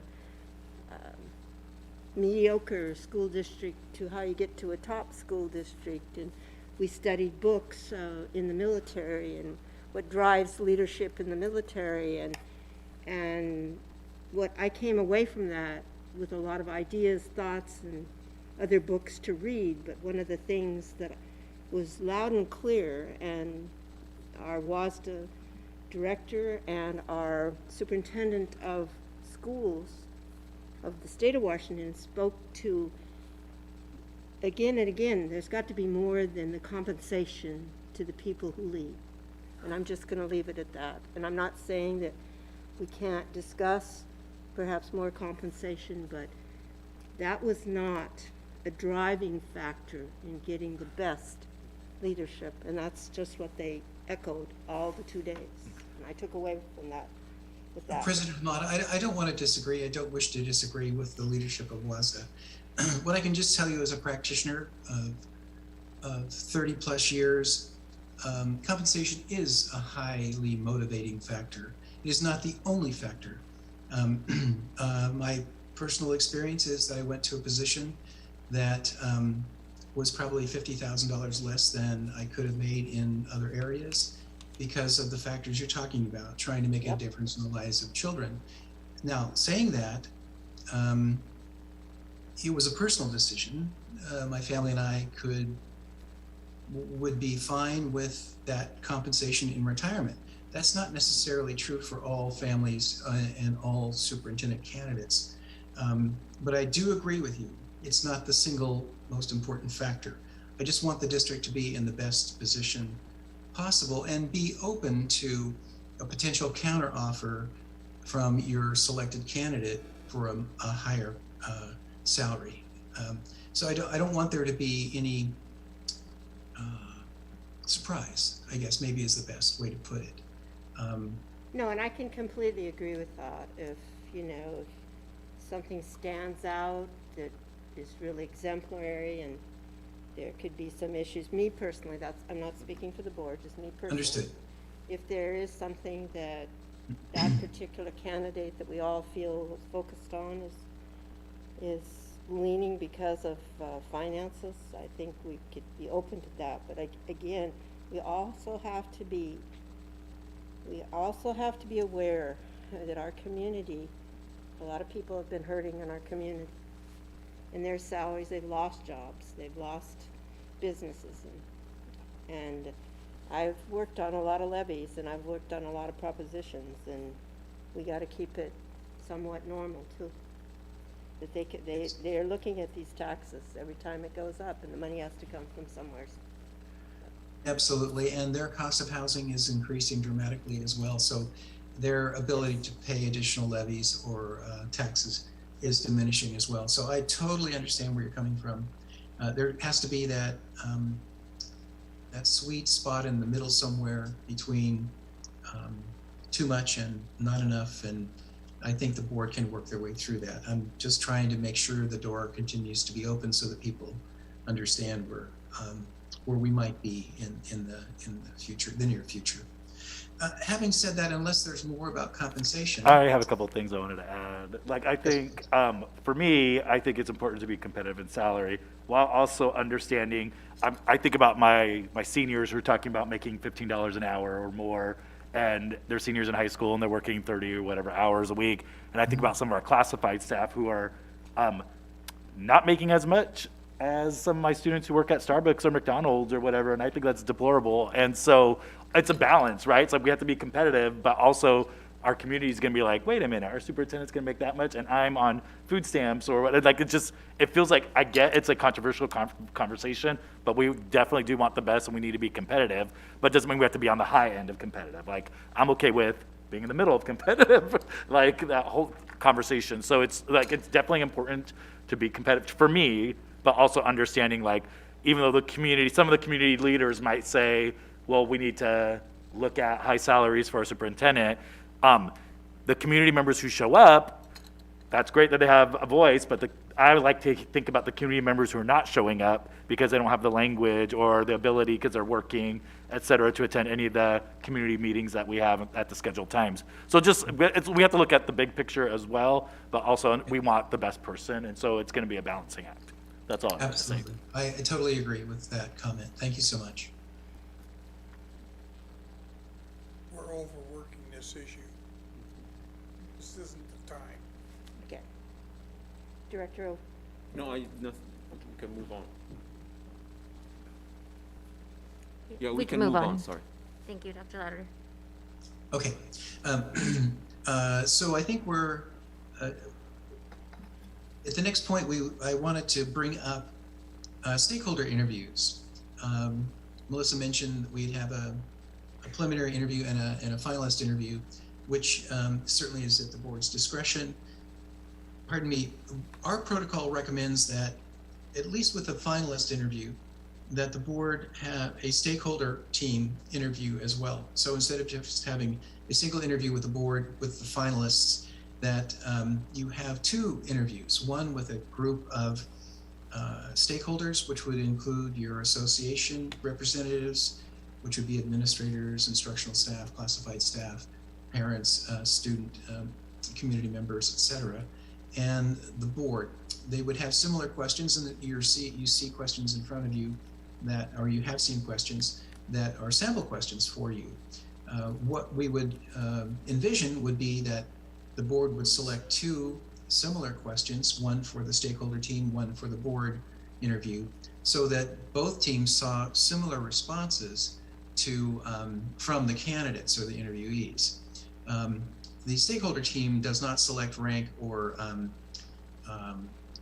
select the top candidate. Their role would be to only provide strengths and weaknesses of each of the candidates, and given to the board when they've had a discussion about their interviews.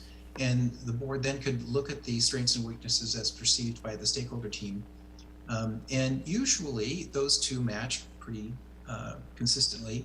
If not, then the board could have further discussion about why the stakeholder team saw something that the board interview team did not. But I think that builds credibility in the process. It builds openness, and it also builds trust in the sense that when the new superintendent comes, it's not a surprise. People have seen this individual, and there's a lot of process in place. And that adds to the ability for that person to stay and be your leader for a long time. So our recommendation would be for that stakeholder interview, at least in the second round, the finalist round. Is that the concurrently, or is that separately than the board final interview? Thank you for that question. It usually is a full day process. Again, our recommendation would be a full day process per interview candidate. So it's one candidate per day. They start and they do meetings with stakeholder groups, teacher groups, classified groups, community group. There's usually some kind of public forum. It could be Zoom, where people have a chance to hear them say why they want to be the superintendent, and then individuals can provide strengths and weaknesses via SurveyMonkey that's posted online on the website. The stakeholder interview team would be usually after a public forum time, followed then, and then this is again up to the board, but we like to suggest, or we do suggest, a informal dinner with the candidate and their significant other, because you will have seen them, their paperwork, you will have seen them answer a video question, you will have seen them in a first round interview, but the dinner is an informal situation because you're finding the person that you want to be your partner, your single employee. And so we feel it's very important that you have an informal session with this person where there are no scripted questions. It's, did you see the Super Bowl? You know, who were you rooting for? It's just sort of a get to know individuals on a human level. That dinner then followed by a formal interview by the board. We find that process works very well. It gives the board multiple views in multiple different settings, as well as information from the community, from the stakeholder team, and from the SurveyMonkey information that they receive from the public forum that the interview or the candidate has been through. So it's not concurrent. It is during a very long day for each of the candidates. I feel like that we already said we were doing that, didn't we? Yes. I feel like that was already discussed. Yeah. I thought so. Yes. Okay, so it is happening. Okay. So Dr. Lauder actually proposed he also talked about the half day, and we said, yeah, kind of, but we didn't formal. We said it would be the 4th through the 8th, and we could go either way. In my notes, we said we would come back to this when we talked about interview questions. So this is our opportunity to say, yep, we want to do the full day, full meal deal, dinners and everything. Yep. Yep. I'm still trying to, because I don't have the process in front of me. Sure. On-site visits or assessment of in-district personnel where we actually have one-on-one conversations precedes the stakeholder meetings. Is that accurate?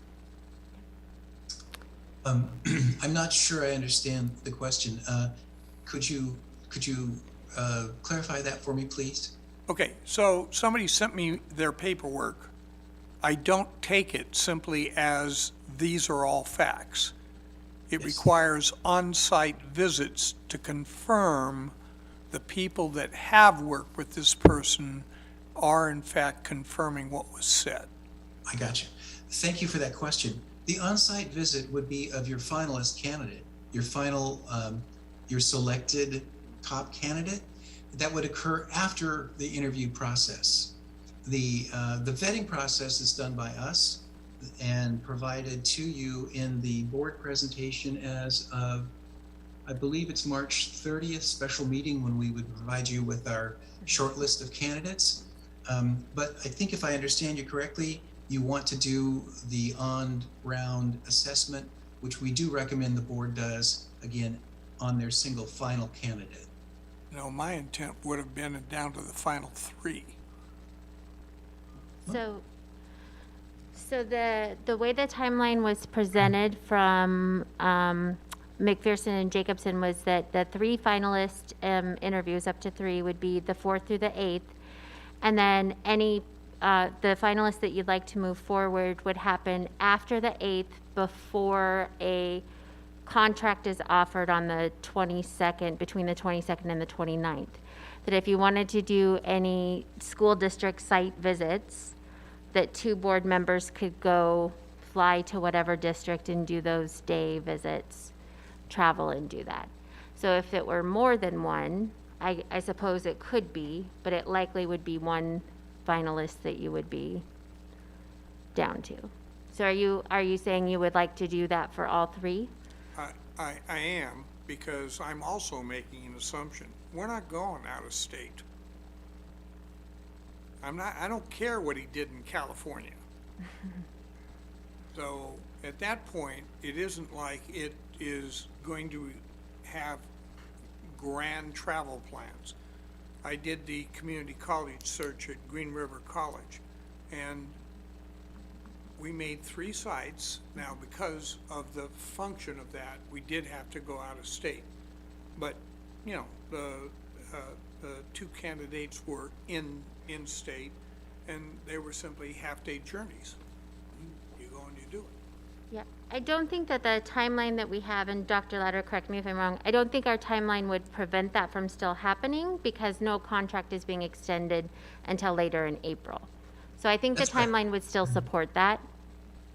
It just wouldn't happen until after the finalist candidates come here. Yeah, that's correct. Yeah. And your finalists, if you're down to 3, we think about this as also being somewhat of a disruption in the force for the candidates. So we do prefer that you don't have many more finalists than 2 or 3, because when you think about the odds, if I'm a sitting superintendent and I'm one of 4, my odds are only 1 in 4, versus if I'm one of 3, my odds are better, and I'm more willing to risk the disruption in my own district over that. So it's sort of, it's a process. We try to minimize any collateral damage and having people drop out because of concerns about disruption in their current district. So again, it's sort of it's a bit of a poker game. I mean, both sides are playing both hands, and it's different than a college level recruitment.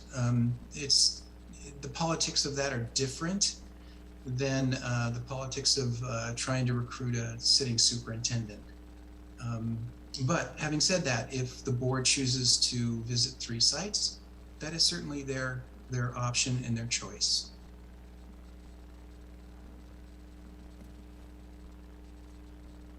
More discussion. More Anybody? discussion. I think we should discuss more to figure out what are the viability, yeah. And by the way, let me just say too, that this becomes more clear as we go through the process. Yeah. You don't need to decide today that you're going to do 3 site visits. It may be at the end of your finalist interview, you have 2, Right. maybe you have a It single. is getting that, it's kind of getting the cart before the horse, I think, a little too there. Yes. But I am hearing consensus on the full day, full meal deal, if you will, beginning in the morning, in person, community meetings, lunch, dinner with the spouse or significant other, and community meetings, Zoom, public forum meetings, so that we can have the most, whatever allows us at that time to have the most engagement safely, and then board interview. So that is the route that we'll go, Dr. Ladder. That's what I'm a seeing nods. consensus from the Consensus, board. yeah. Oh, yeah. Absolutely. Okay. Then we will plan for that, and that's April 4th through the 8th, again, just on. Well, that's gratifying. We feel that is the best process and provides the candidates with the most exposure to the community. And I think you get the fullest vetting out of a process like that. So that's great. Thank you for that. Moving on to the questions. I guess I need to know where the board is in their process. Have they had a chance to look at the questions and And did they get a chance to select questions, or do they have questions about the questions, I guess? I definitely looked at all 32 pages of this document. There's a lot of questions. It was very intriguing. I guess the expectation I heard is 2 questions from each section. Is that what I'm hearing? Yes. Okay. Yes. And again, let me just say that ideally the 2 questions, one for the stakeholder interview team and one for the board interview team on that same day. If you hold your preliminary, you certainly can ask a 3rd question for that interview. So there would technically be 3 interviews: the preliminary, semifinalist interview with the board. I'm assuming that's only the board. And then from that, we have a finalist group of hopefully 3 that goes to the 2 interview process, full day process. So we would need a questions, 18 usually in an hour. They'll tell us about yourself. First question, 18 questions selected. The final question is anything you need to tell us, anything you need to clarify, a question you need to ask us. That's your 20th. That's usually it's about 3 minutes per question. That gets you through an hour, unless the board would wish to have a longer interview than that. But we can talk about all of those things in the future. So if you have 3, which it sounds like that's where we're headed, you would need 3 questions from each of the categories. Only 18, however, there are more than 18 categories there.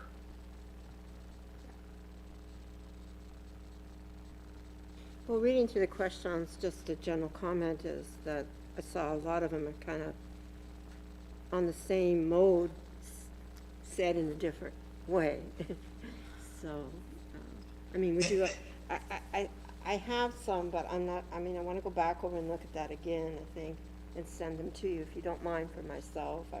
I picked out some, but they're, you know, all of them are great questions, really, so I don't see how we can go wrong, you know. Thank you, President Hamada. One of the ways that the board can handle this is the board can select question 1, let's assume B for board question, S for stakeholder question, and maybe P for preliminary interview, that first semi-finalists. Those 3 could be submitted to Melissa and myself. We could collate that and get a consensus and get that information back to you. If that was sufficient, the board could decide on going with those, or they could modify and ask for additional questions or write questions. The HR staff could help write questions that the board would wish to have that are specific. And that's always an option as well for the board. How about if, though, we set a timeline on getting that information to you or Melissa? What do you think would be a good cutoff on that? A suggestion? 2 weeks? Melissa, what are your thoughts? Yeah, I agree. I think about 2 weeks if we think about the time for us to put that together and come back.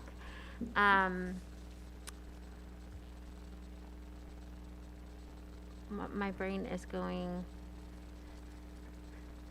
It's February. It's almost March, right? Like, so.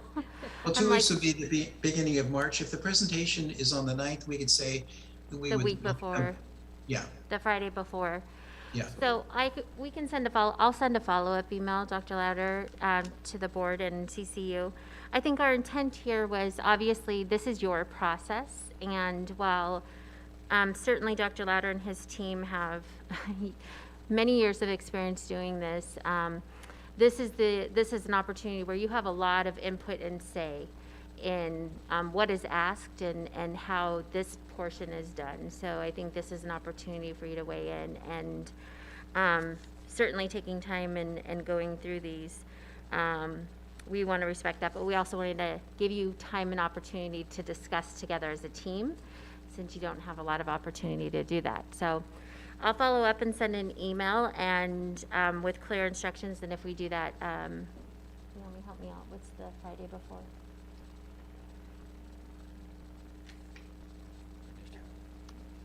The 4th? March 4th? Friday, Yes, March March 4th, that would be correct. And that would give us plenty of time to put it together, and that's still in advance of the application deadline, which will give you time to review and make sure that we're done in advance of the application deadline. So do I hear you saying, Dr. Lauder and Ms. Laramie, that we might want to spend some time discussing questions right now, or where we want to go with questions, or how we can understand? So there's two thoughts on this. One is keep the questions confidential. The other thought is have a discussion about them in public. Either road you go down is fine. One of the ways, if you have a discussion ahead of time, one of the things boards have done in the past is send your those selected for interviews the questions ahead of time, so they know them. The other thought is, how are they going to respond to these questions cold, if you will? And that means then you would have to do the discussion offline. So it kind of depends on where the board would like to, how they'd like to proceed, how they'd like to move forward. Traditionally, most of the questions are not public until the interview time. Doesn't mean that a public process and a public vetting of the questions is out of the question. It does not really have a negative impact on the interviews. If you choose to have them confidential, then the discussion I had was the board sending us their thoughts offline. We'd collate them, send them to the board members. The board would then look and say, we like this, or we'd like this modified slightly, so that the questions themselves are not public. So if I hear you correctly, tonight we should probably decide how we want this process to work. Yes, I think that would probably be important. Do we want to have a discussion on, do we want our questions to be private and not discussed? Or do we want them to openly kind of discuss a direction? Is that what I'm hearing you saying Yes. tonight? For me, I think it's important that we get questions ahead of time, because I see both sides of like unexpected, see what kind of answers they get off the top of their head. I would like to see more rehearsed answers so that I know that they've done research and whatnot, because I don't want a lot of like, well, depends. Like I want them to research the district, research the community. Like that's me though. Like other people might have different opinions, but that's how I feel about that. Well, I'm a little bit troubled. I mean, if I understand you correctly, eventually we're going to end up with one set going for us and one for our stakeholder group. Is that correct? Yes. So, in my opinion, there are probably a couple of topics that probably we need to have an open discussion to basically guarantee certain aspects are in fact touched on. We don't need it with all the categories, but I can think of a couple here that probably we should. Certainly that would be a third option. Director Farrell. Well, I mean, I'm trying to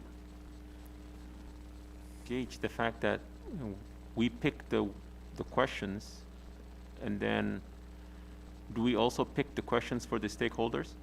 Yes. And then send that to the prospective candidate? Those selected for interviews. Right. So again, that's kind of the point of this discussion is, do you keep them confidential until the interview, or do you make them public to the candidates prior to the interview, so that possibly they do the research, which they should be doing anyway on the district if they're coming for an interview? I'm leaning towards giving them a chance to review the questions and then come back with an answer. So therefore, when they're talking to us, they're talking in detail. Okay, if I can, just from experience, and that's why I brought up the format that I just mentioned. You do need a certain amount of spontaneity in order to really get at the character of the person that you're dealing with. I don't disagree with there are certain venues that I wouldn't hesitate to print the question because each of the candidates will take a different take on it anyway. And that's why I would argue we should probably pick some topics and get, see, the trap here is you want to complement between what we as a director are trying to get at and what the stakeholders are trying to get at. They may have a different feel for it, but the bottom line is that you want to make sure you're getting an approach that gives you a broader perspective of this particular individual. But there are certain types of things. I detest this question, but nevertheless it's in there, and that was the one, what do you see as a view of 21st century leadership? Well, you know, that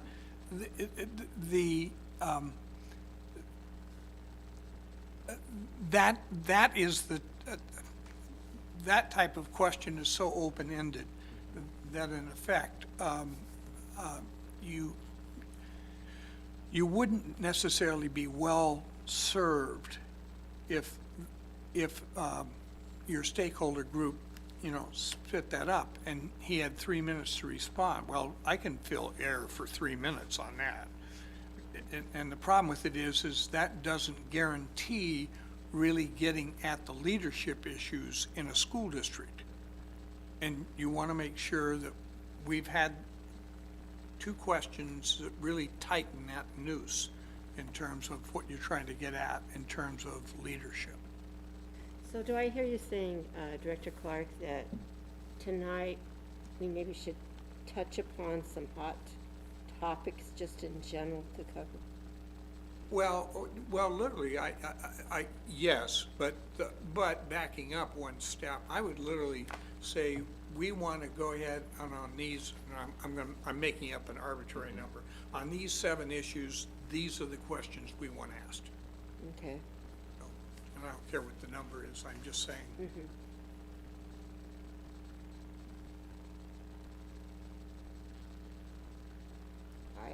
I have no problem with that. So do you want to lead us off on that discussion? Yeah. All right. So take the sample interviews topic listings, okay? In a district like ours, something like diversity has to be addressed. It's inescapable. And so I'd say, you know, let's pick our questions for that. Me personally, integrity and values is bottom line. I'd go with that. Leadership, I guarantee to all your constituent groups that work with or for the district, that's critical. And I would say that probably has to be right up there.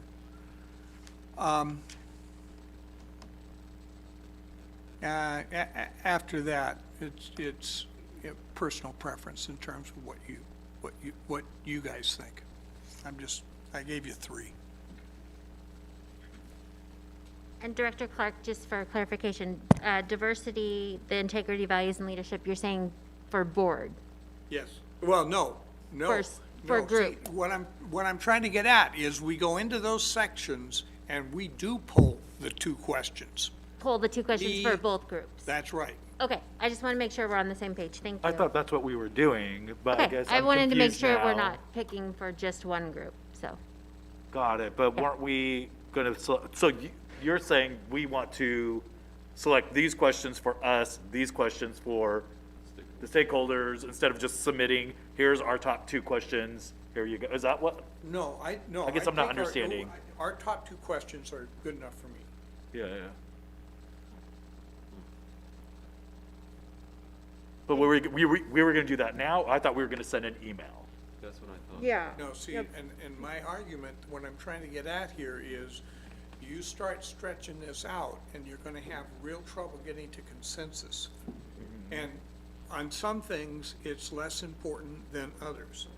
And I'm just saying, if we take the time and choose questions we can live with tonight on certain fundamental issues, we know that between us and the stakeholders, we've got a good, rounded view of those particular categories.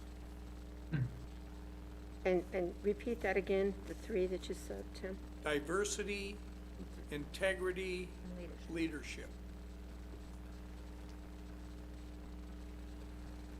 Focusing on those categories. But if we go through all these questions and pick those out, We don't go through all those questions. You give me your choices, I give you mine. okay, we just follow that. Right. Okay, I got it now, okay. Okay. And then, are you saying that for which group again? For both groups. For both groups? Are there okay. any other categories that any other board directors feel are also highly important Yeah. for us to focus on in our time together? I mean, right now, but we're gonna email the rest. You're so gonna, that's the plan. everybody's Got gonna it. email all, but to focus on consensus this evening while we're together, our Director Clark has identified 3. We can top start 3. there. Start there and see if there's 3 others, or any others to focus on. No? Okay. So- Well, just a moment, Melissa. Director Farah, did you have? No, we'll start with those Top 3. 3 and then. Okay. Okay, start with those 3. So if we go to diversity on page 7.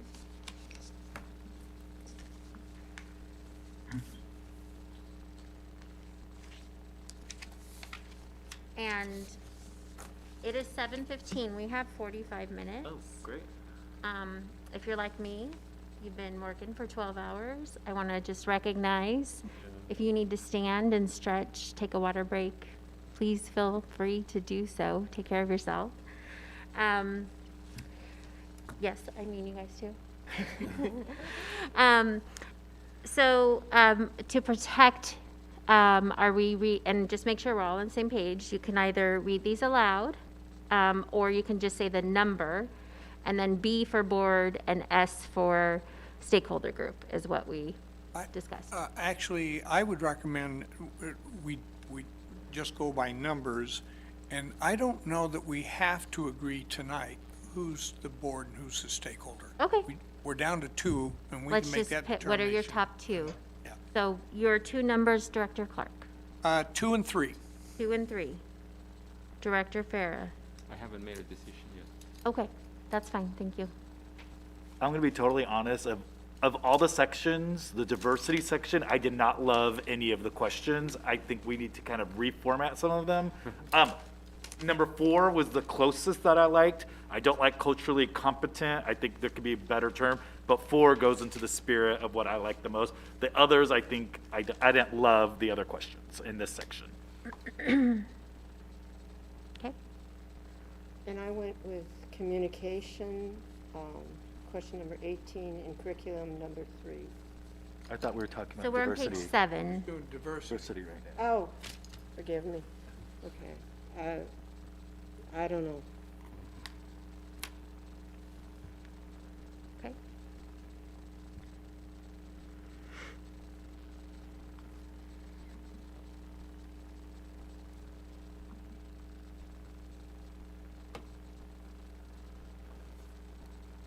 Okay. I think that, if I may, having done quite a number of hirings and working with, in partnership with our HR team and having co-facilitated the Equity Council for the last 4 years, I agree. I think I can work with Dr. Louder to capture the spirit of 2 and 3, but also help develop questions that are more aligned with the spirit, the work of KSD, and more in our language. Yes. Fine. Thank you. And I think I see Dr. Louder nodding, that I can help craft questions that are better aligned to our core values and keep the same spirit of 2, 3, and 4 combined, but really speak to our values and who we are. I love it. Thanks. And I can bring those back to you for review, Yes. Love it. if that's allowable. Okay. I'm happy to do that. And I think that's aligned with our work here internally, just to have a database, a bank of questions, if you will, to ask at all interviews, at all levels, for all positions when we interview. So just know we'll get there. Okay, so moving on to integrity and values for page 16.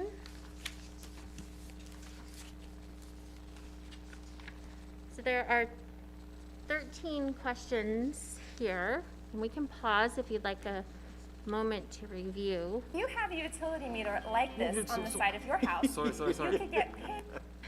Oh my God, do not. For a commercial break. Sorry.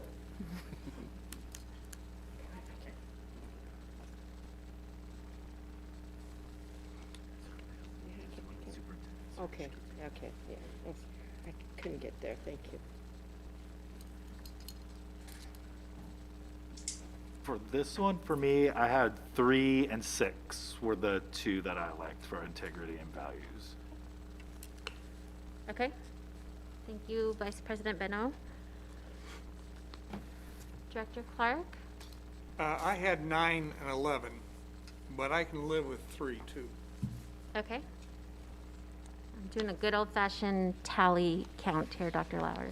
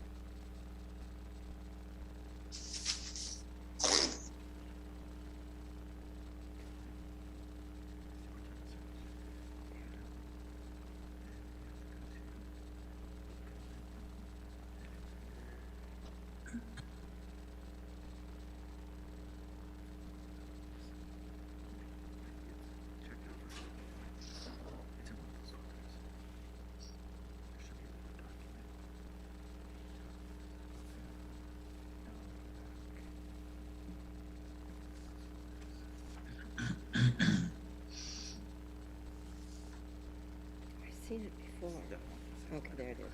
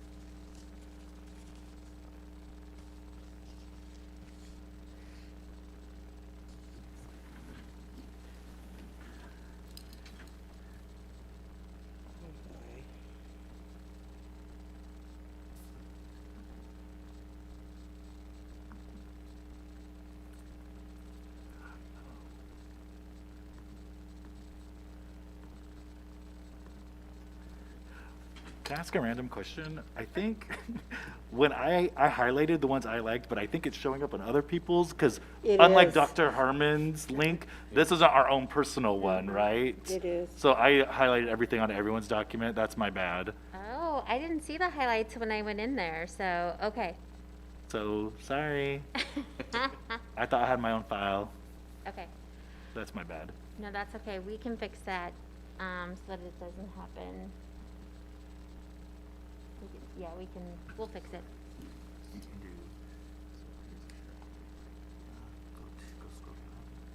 there's that one. Maybe she doesn't. While they're playing around, Sure. I added a question to section 7. Okay, Excuse me, school law and legislative issues. okay. Let me, And I was somewhat troubled with the descriptive and then the questions that didn't match up. And so I created another question, which was, relate your experience with testimony before local, county, or state legislators. How did you prepare and what did you learn from your experience?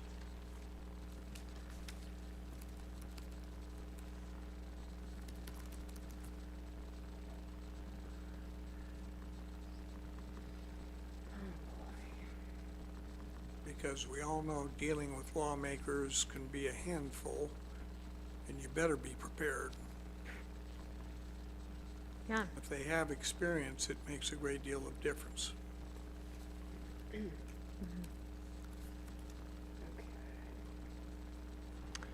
and I think you said testimony. Yes, your experience with testimony. Have you ever testified before a city council, county council, or the state? Okay. Because I know sometimes, I know we do work in collaboration, but sometimes it's our legislators or officials that do the testifying, not us. You know, we collaborate, but they're the ones that go down, so, Yeah, but superintendents often find yeah, themselves. go together, yeah. Okay?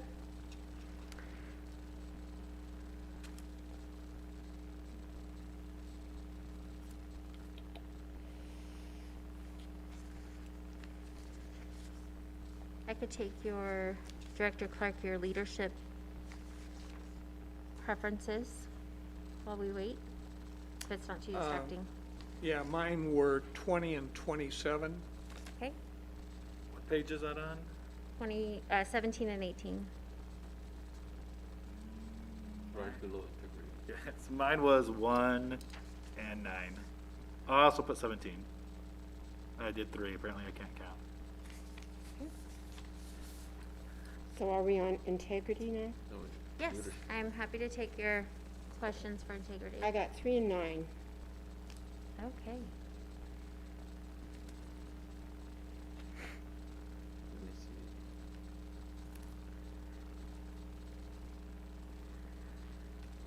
And now that's, And are we doing leadership too? Mm-hmm. I want 1. And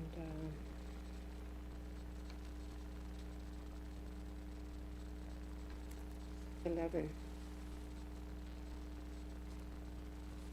Okay.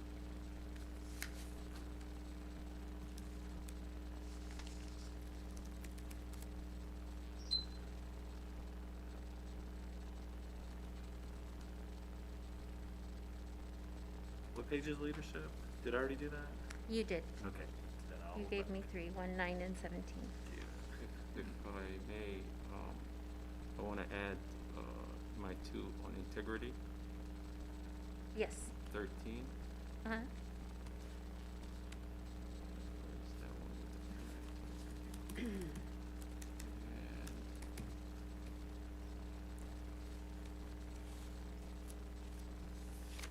5.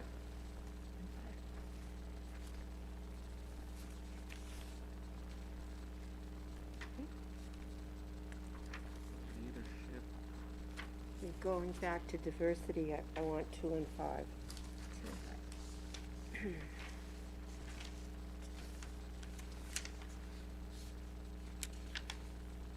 Are we only doing the top 3 now, or are we going through every one of them? Oh, I thought we'd go and do 2 in each. So Director Farah, if you wanted to go back to either diversity or look at leadership.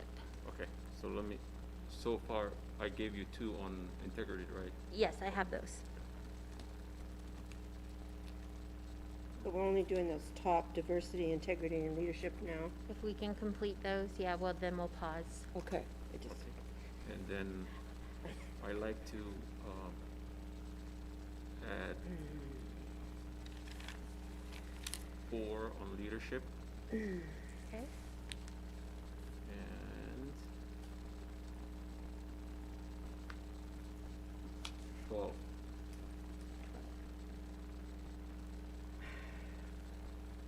Okay. Now, back I can live with 12 on that also.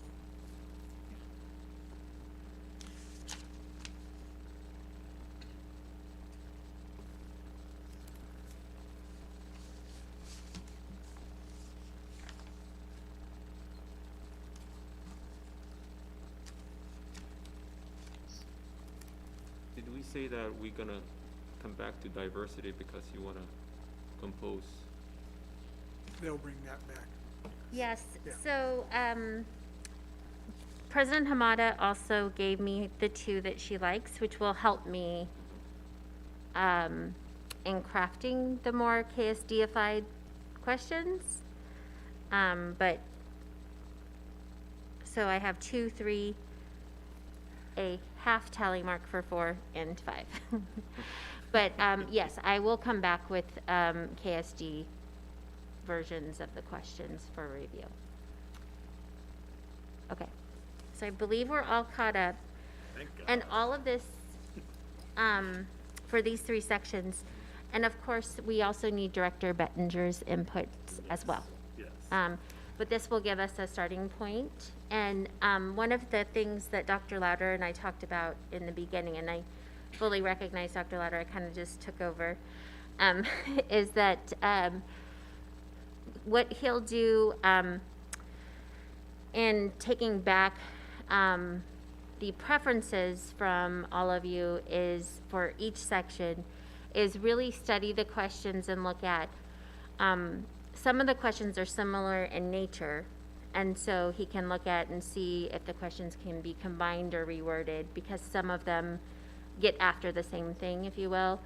And so he'll take a look at that to see, once he has the preferences from you. So he'll study that. So before we move on to the next section, because I kind of took over just kind of taking those tallies, Dr. Lauder, did you want to add anything or pause or?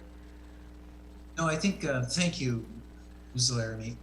I think that the only thing that we haven't discussed tonight as far as questions is that first round interview. We're getting 2 for the finalist interviews.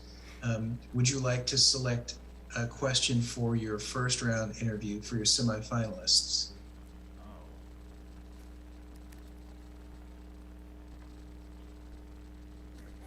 I'm not understanding. Okay.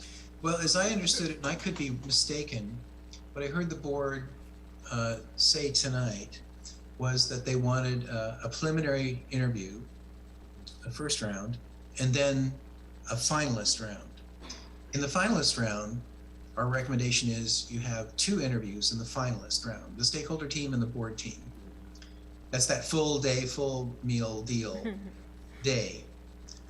But if you have that preliminary interview of semifinalists, you will need you'll need questions for that interview.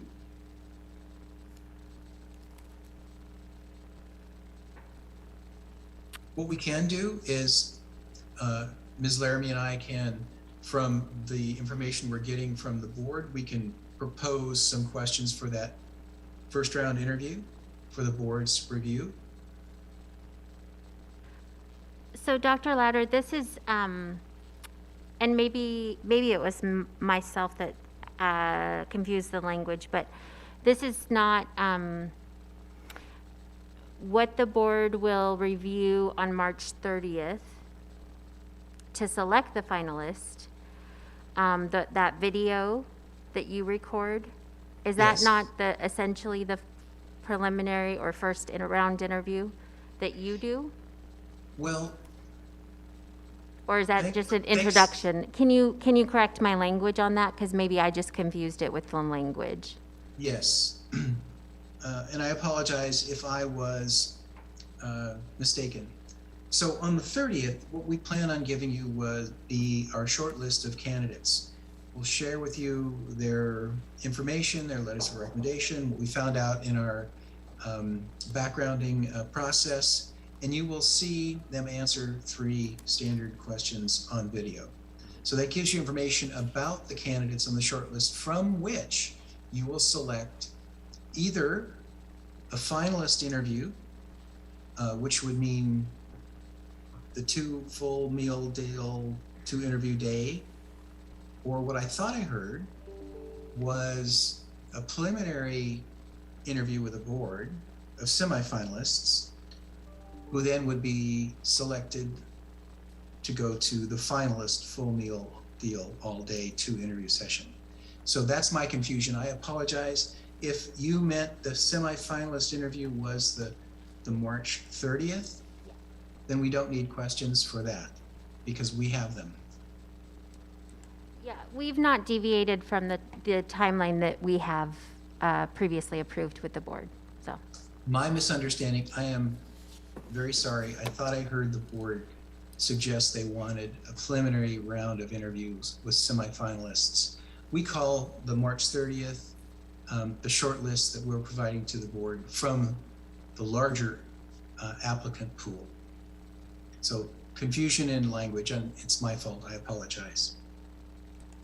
So I'm just gonna bring up for all of us, because you and I live in this timeline, I'm gonna bring up for the board the timeline so that we're all on the same page.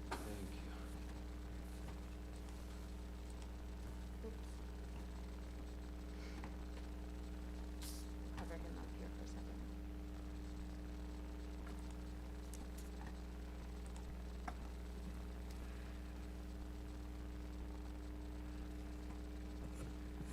So I think it's just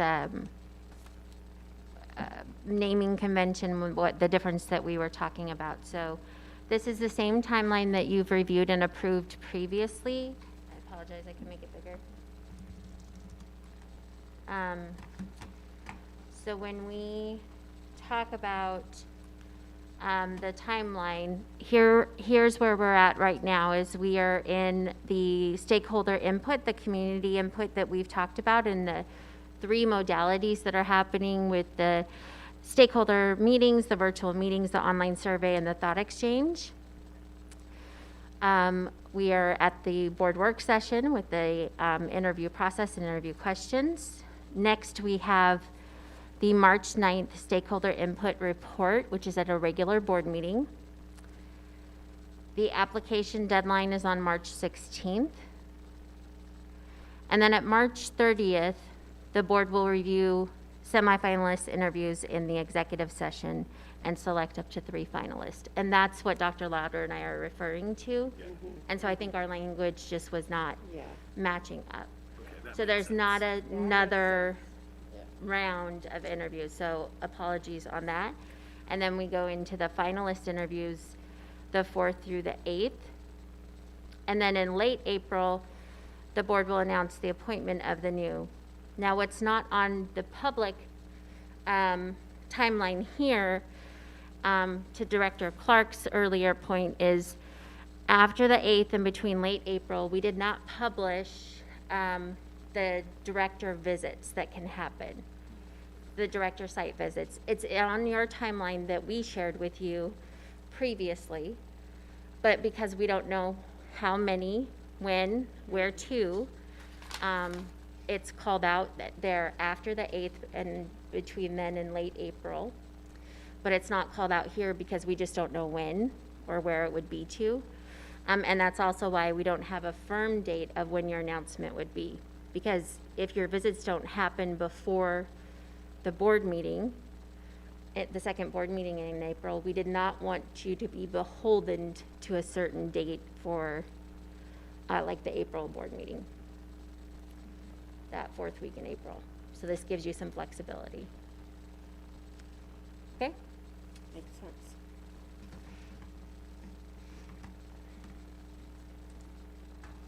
Okay. All right, Thank you for that clarification. I apologize for the confusion. No, that was, I think we're good. Okay, so it's time check, it's 7:40. Did we want to go to another section, or how would, President Hamada, how would you like to use our time this evening? I'm willing to go through more sections if others have opinions. Let's just keep going. Keep going? Okay.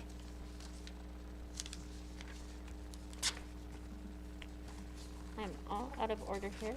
What, you want to go just at the beginning, start at the beginning, okay? Again, you're not going to get through them all. I would suggest you prioritize. Okay, what is next most important group? Finance. Finance? That's to me. Okay, Exactly. finance is on page 8.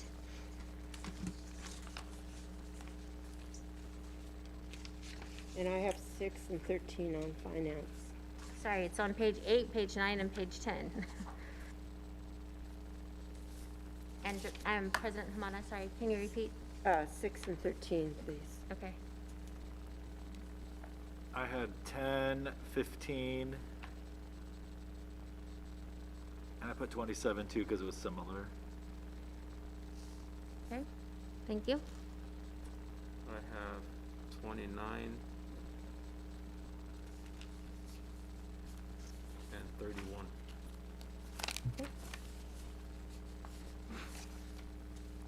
I had 13 and 16.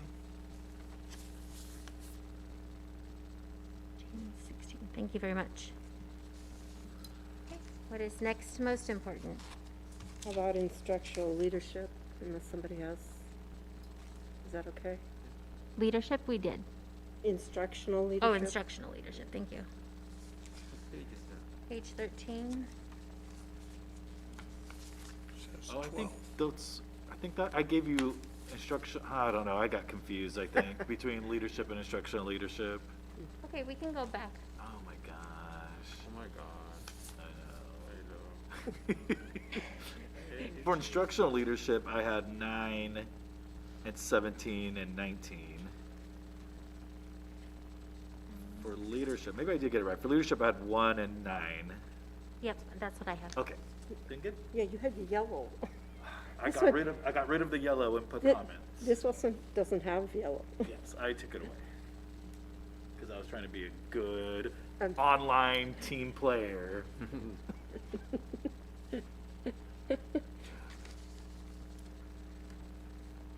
Oh, boy. Instructional, I had 21 and 35.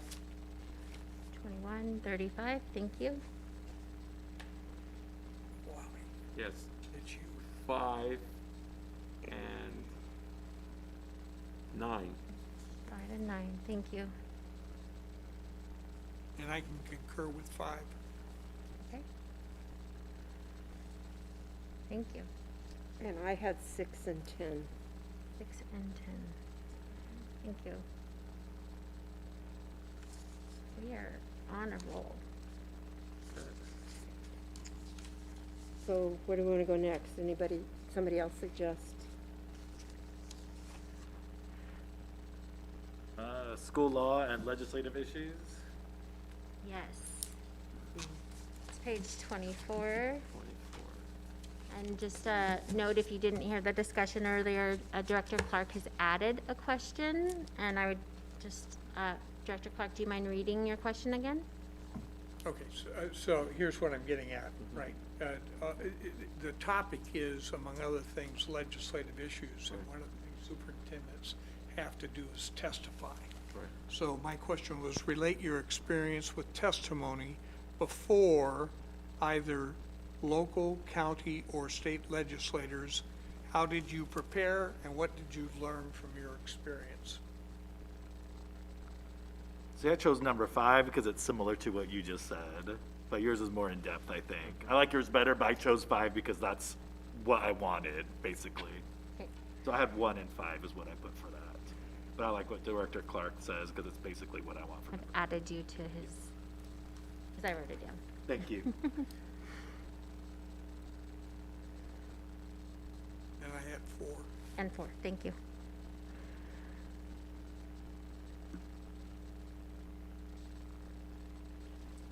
I will go with 1 and 8. Only out of- 1 and 8? Well, The new one. the new one. The new one. The one yeah, that's, yeah, the one that's, All right. Yes, you're absolutely In the right. cloud. I know. It's coming down. Okay. I would add 7 and 2. Well, that pretty well covers the gamut. Yes. It's okay. I mean, yeah, I know what you guys chose, so I have to. Okay. All right.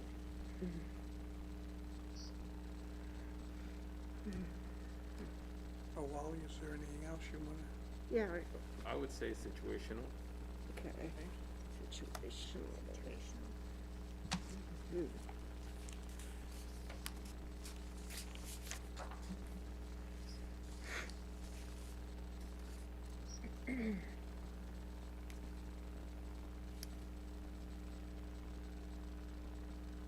I had 13 and 16. Okay, thank you.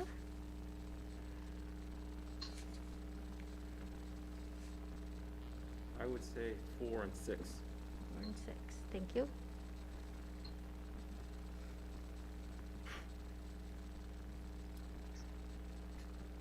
I had 5 and 21. 21, thank you.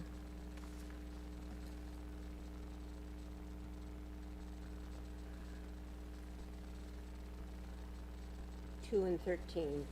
2 and 13, thank you. And I can live with 6, so. Okay, thank you.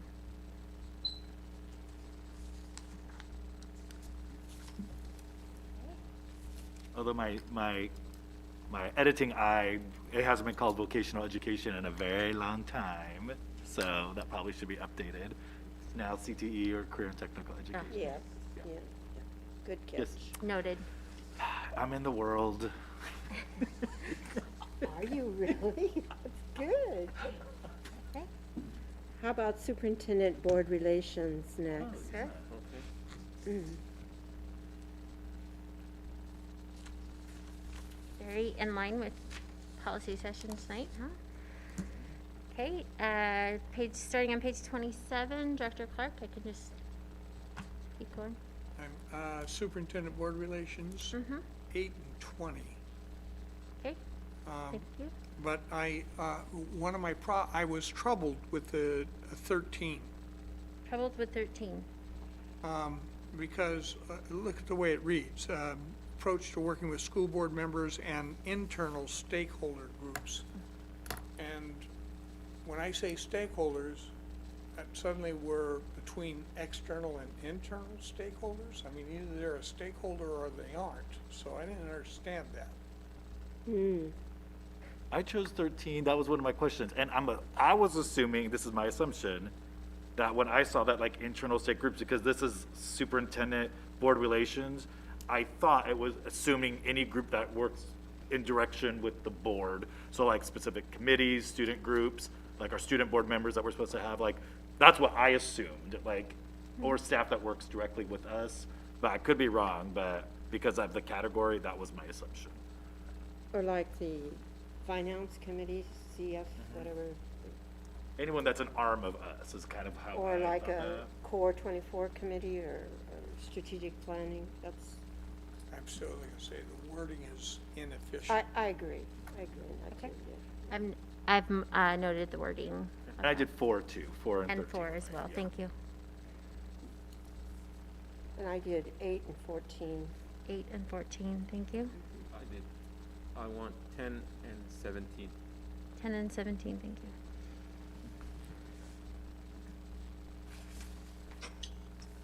Is that all of? I think we all shared, right? Okay. How about technology? Okay. So how about it? How about it? Yeah, that is. Okay.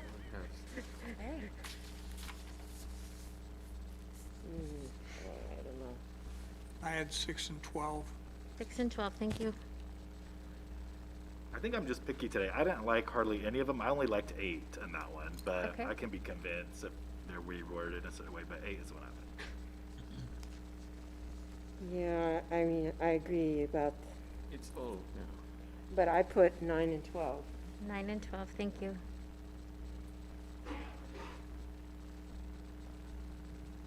Director Farah, did you? Yeah, I would say 5 and I would have picked 12, but now that you picked, I would have to pick 6. 10.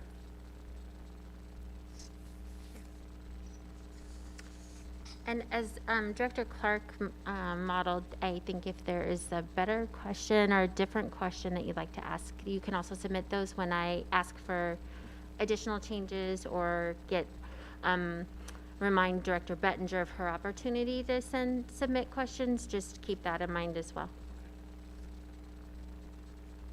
Okay, so we still have a few categories and we have 10 minutes. Is there another section? Do you want to just go to the next page, President Hamada, or do you want to prioritize a different section? I'm open to suggestions, or we just keep going.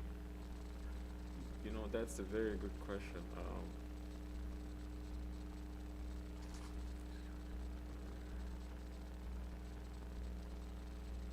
We didn't do vision, did we? No. I think that's kind of important. Okay, vision on 31.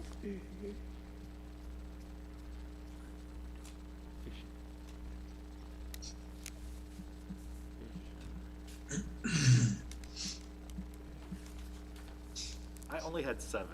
I was trying to figure out what other ones I liked, but that was the only one that I highlighted. Thank you. And I did 3 and 7. Okay, thank you. I did 6 and 7. 6 and 7, thank you. 4 and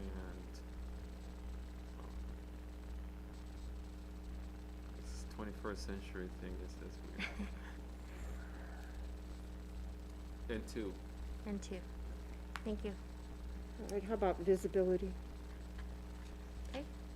Oh, there it is. Oh, disability right above it, okay.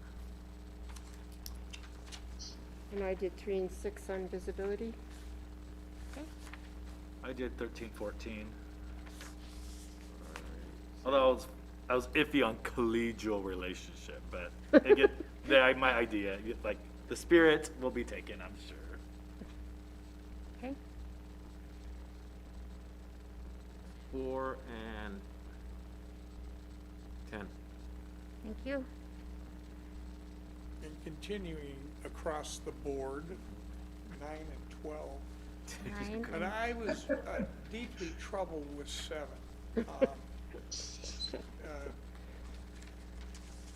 I was more confused after I read it. okay.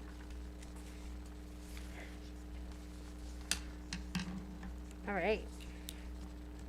So we have just a few left. We've got communications, curriculum issues, decision-making. We haven't talked about communication? Yeah. Oh my God. Well, we got to Yeah, talk about can we- let's communication. talk about communication. Yeah, we got to do communication. I won't steer you away from that. Actually given. Page 2.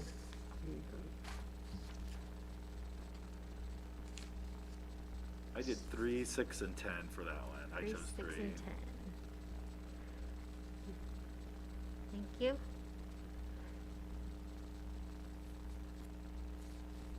I had 6 and 16. 6 and 16, thank you. And I did 1 and 6. 1 and 6, thank you. I did 2 and 9. 2 and 9, thank you. And I can live with 9 also. And 9, okay, thank you. Wonderful. Oh, Curriculum issues? curriculum issues.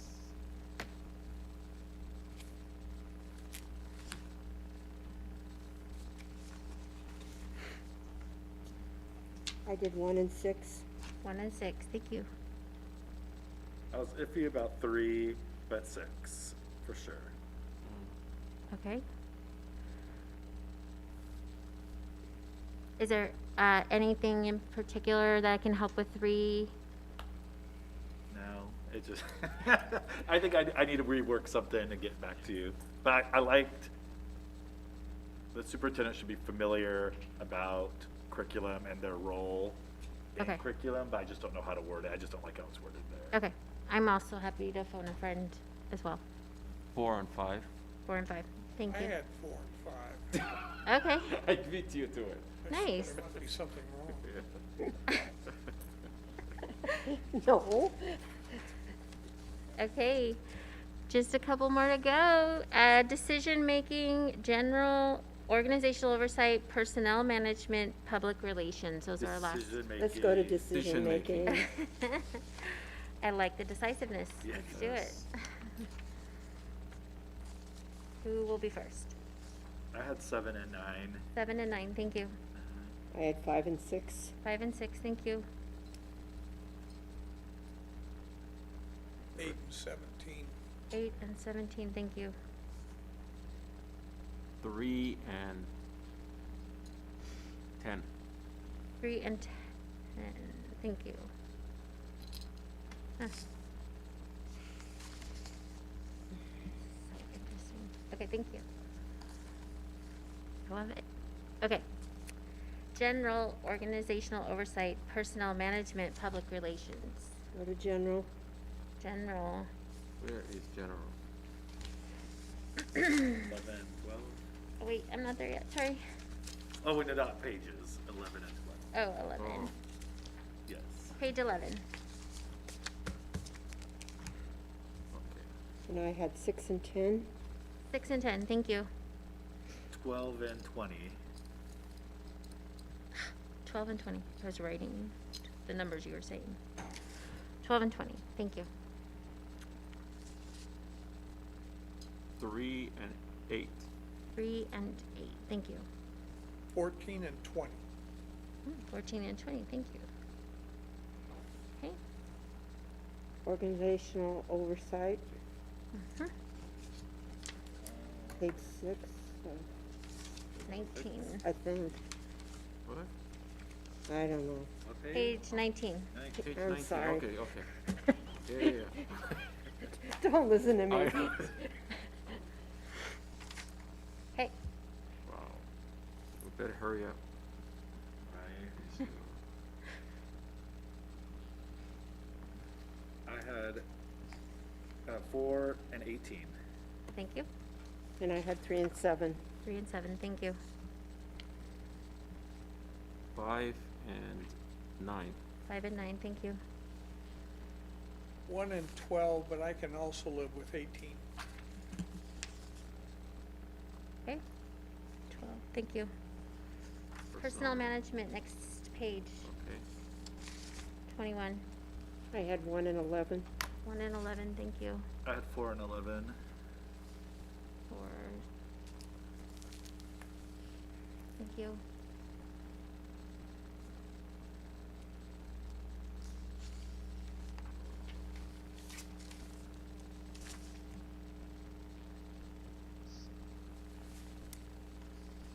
Seven and 12. 7 and 12, thank you. 18 and 27. 18 and 27, thank you. Okay, last section, public relations. And I had 4 and 5 on that. 4 and 5, thank you. I highlighted 4. I couldn't choose between them, so I'm going to give you all of them. 2, 3, 5, and 11 is what I had. I couldn't decide. 2, 3, 5, and 11, thank you.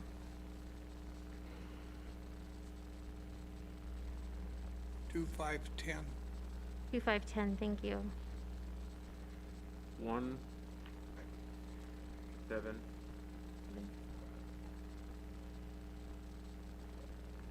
Did we finish all of 17. it? Okay, it sounded like a comma, not a period, so I No, just. no, no. Okay.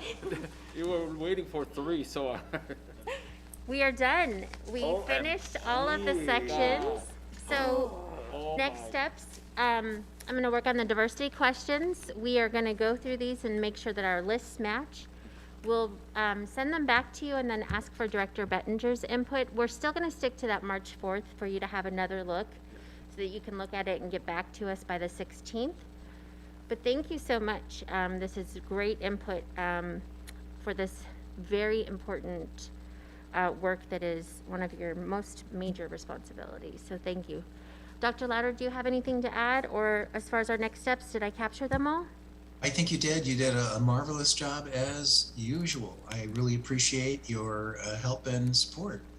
Thank you all, and thank you for this evening. Thank you. Yeah.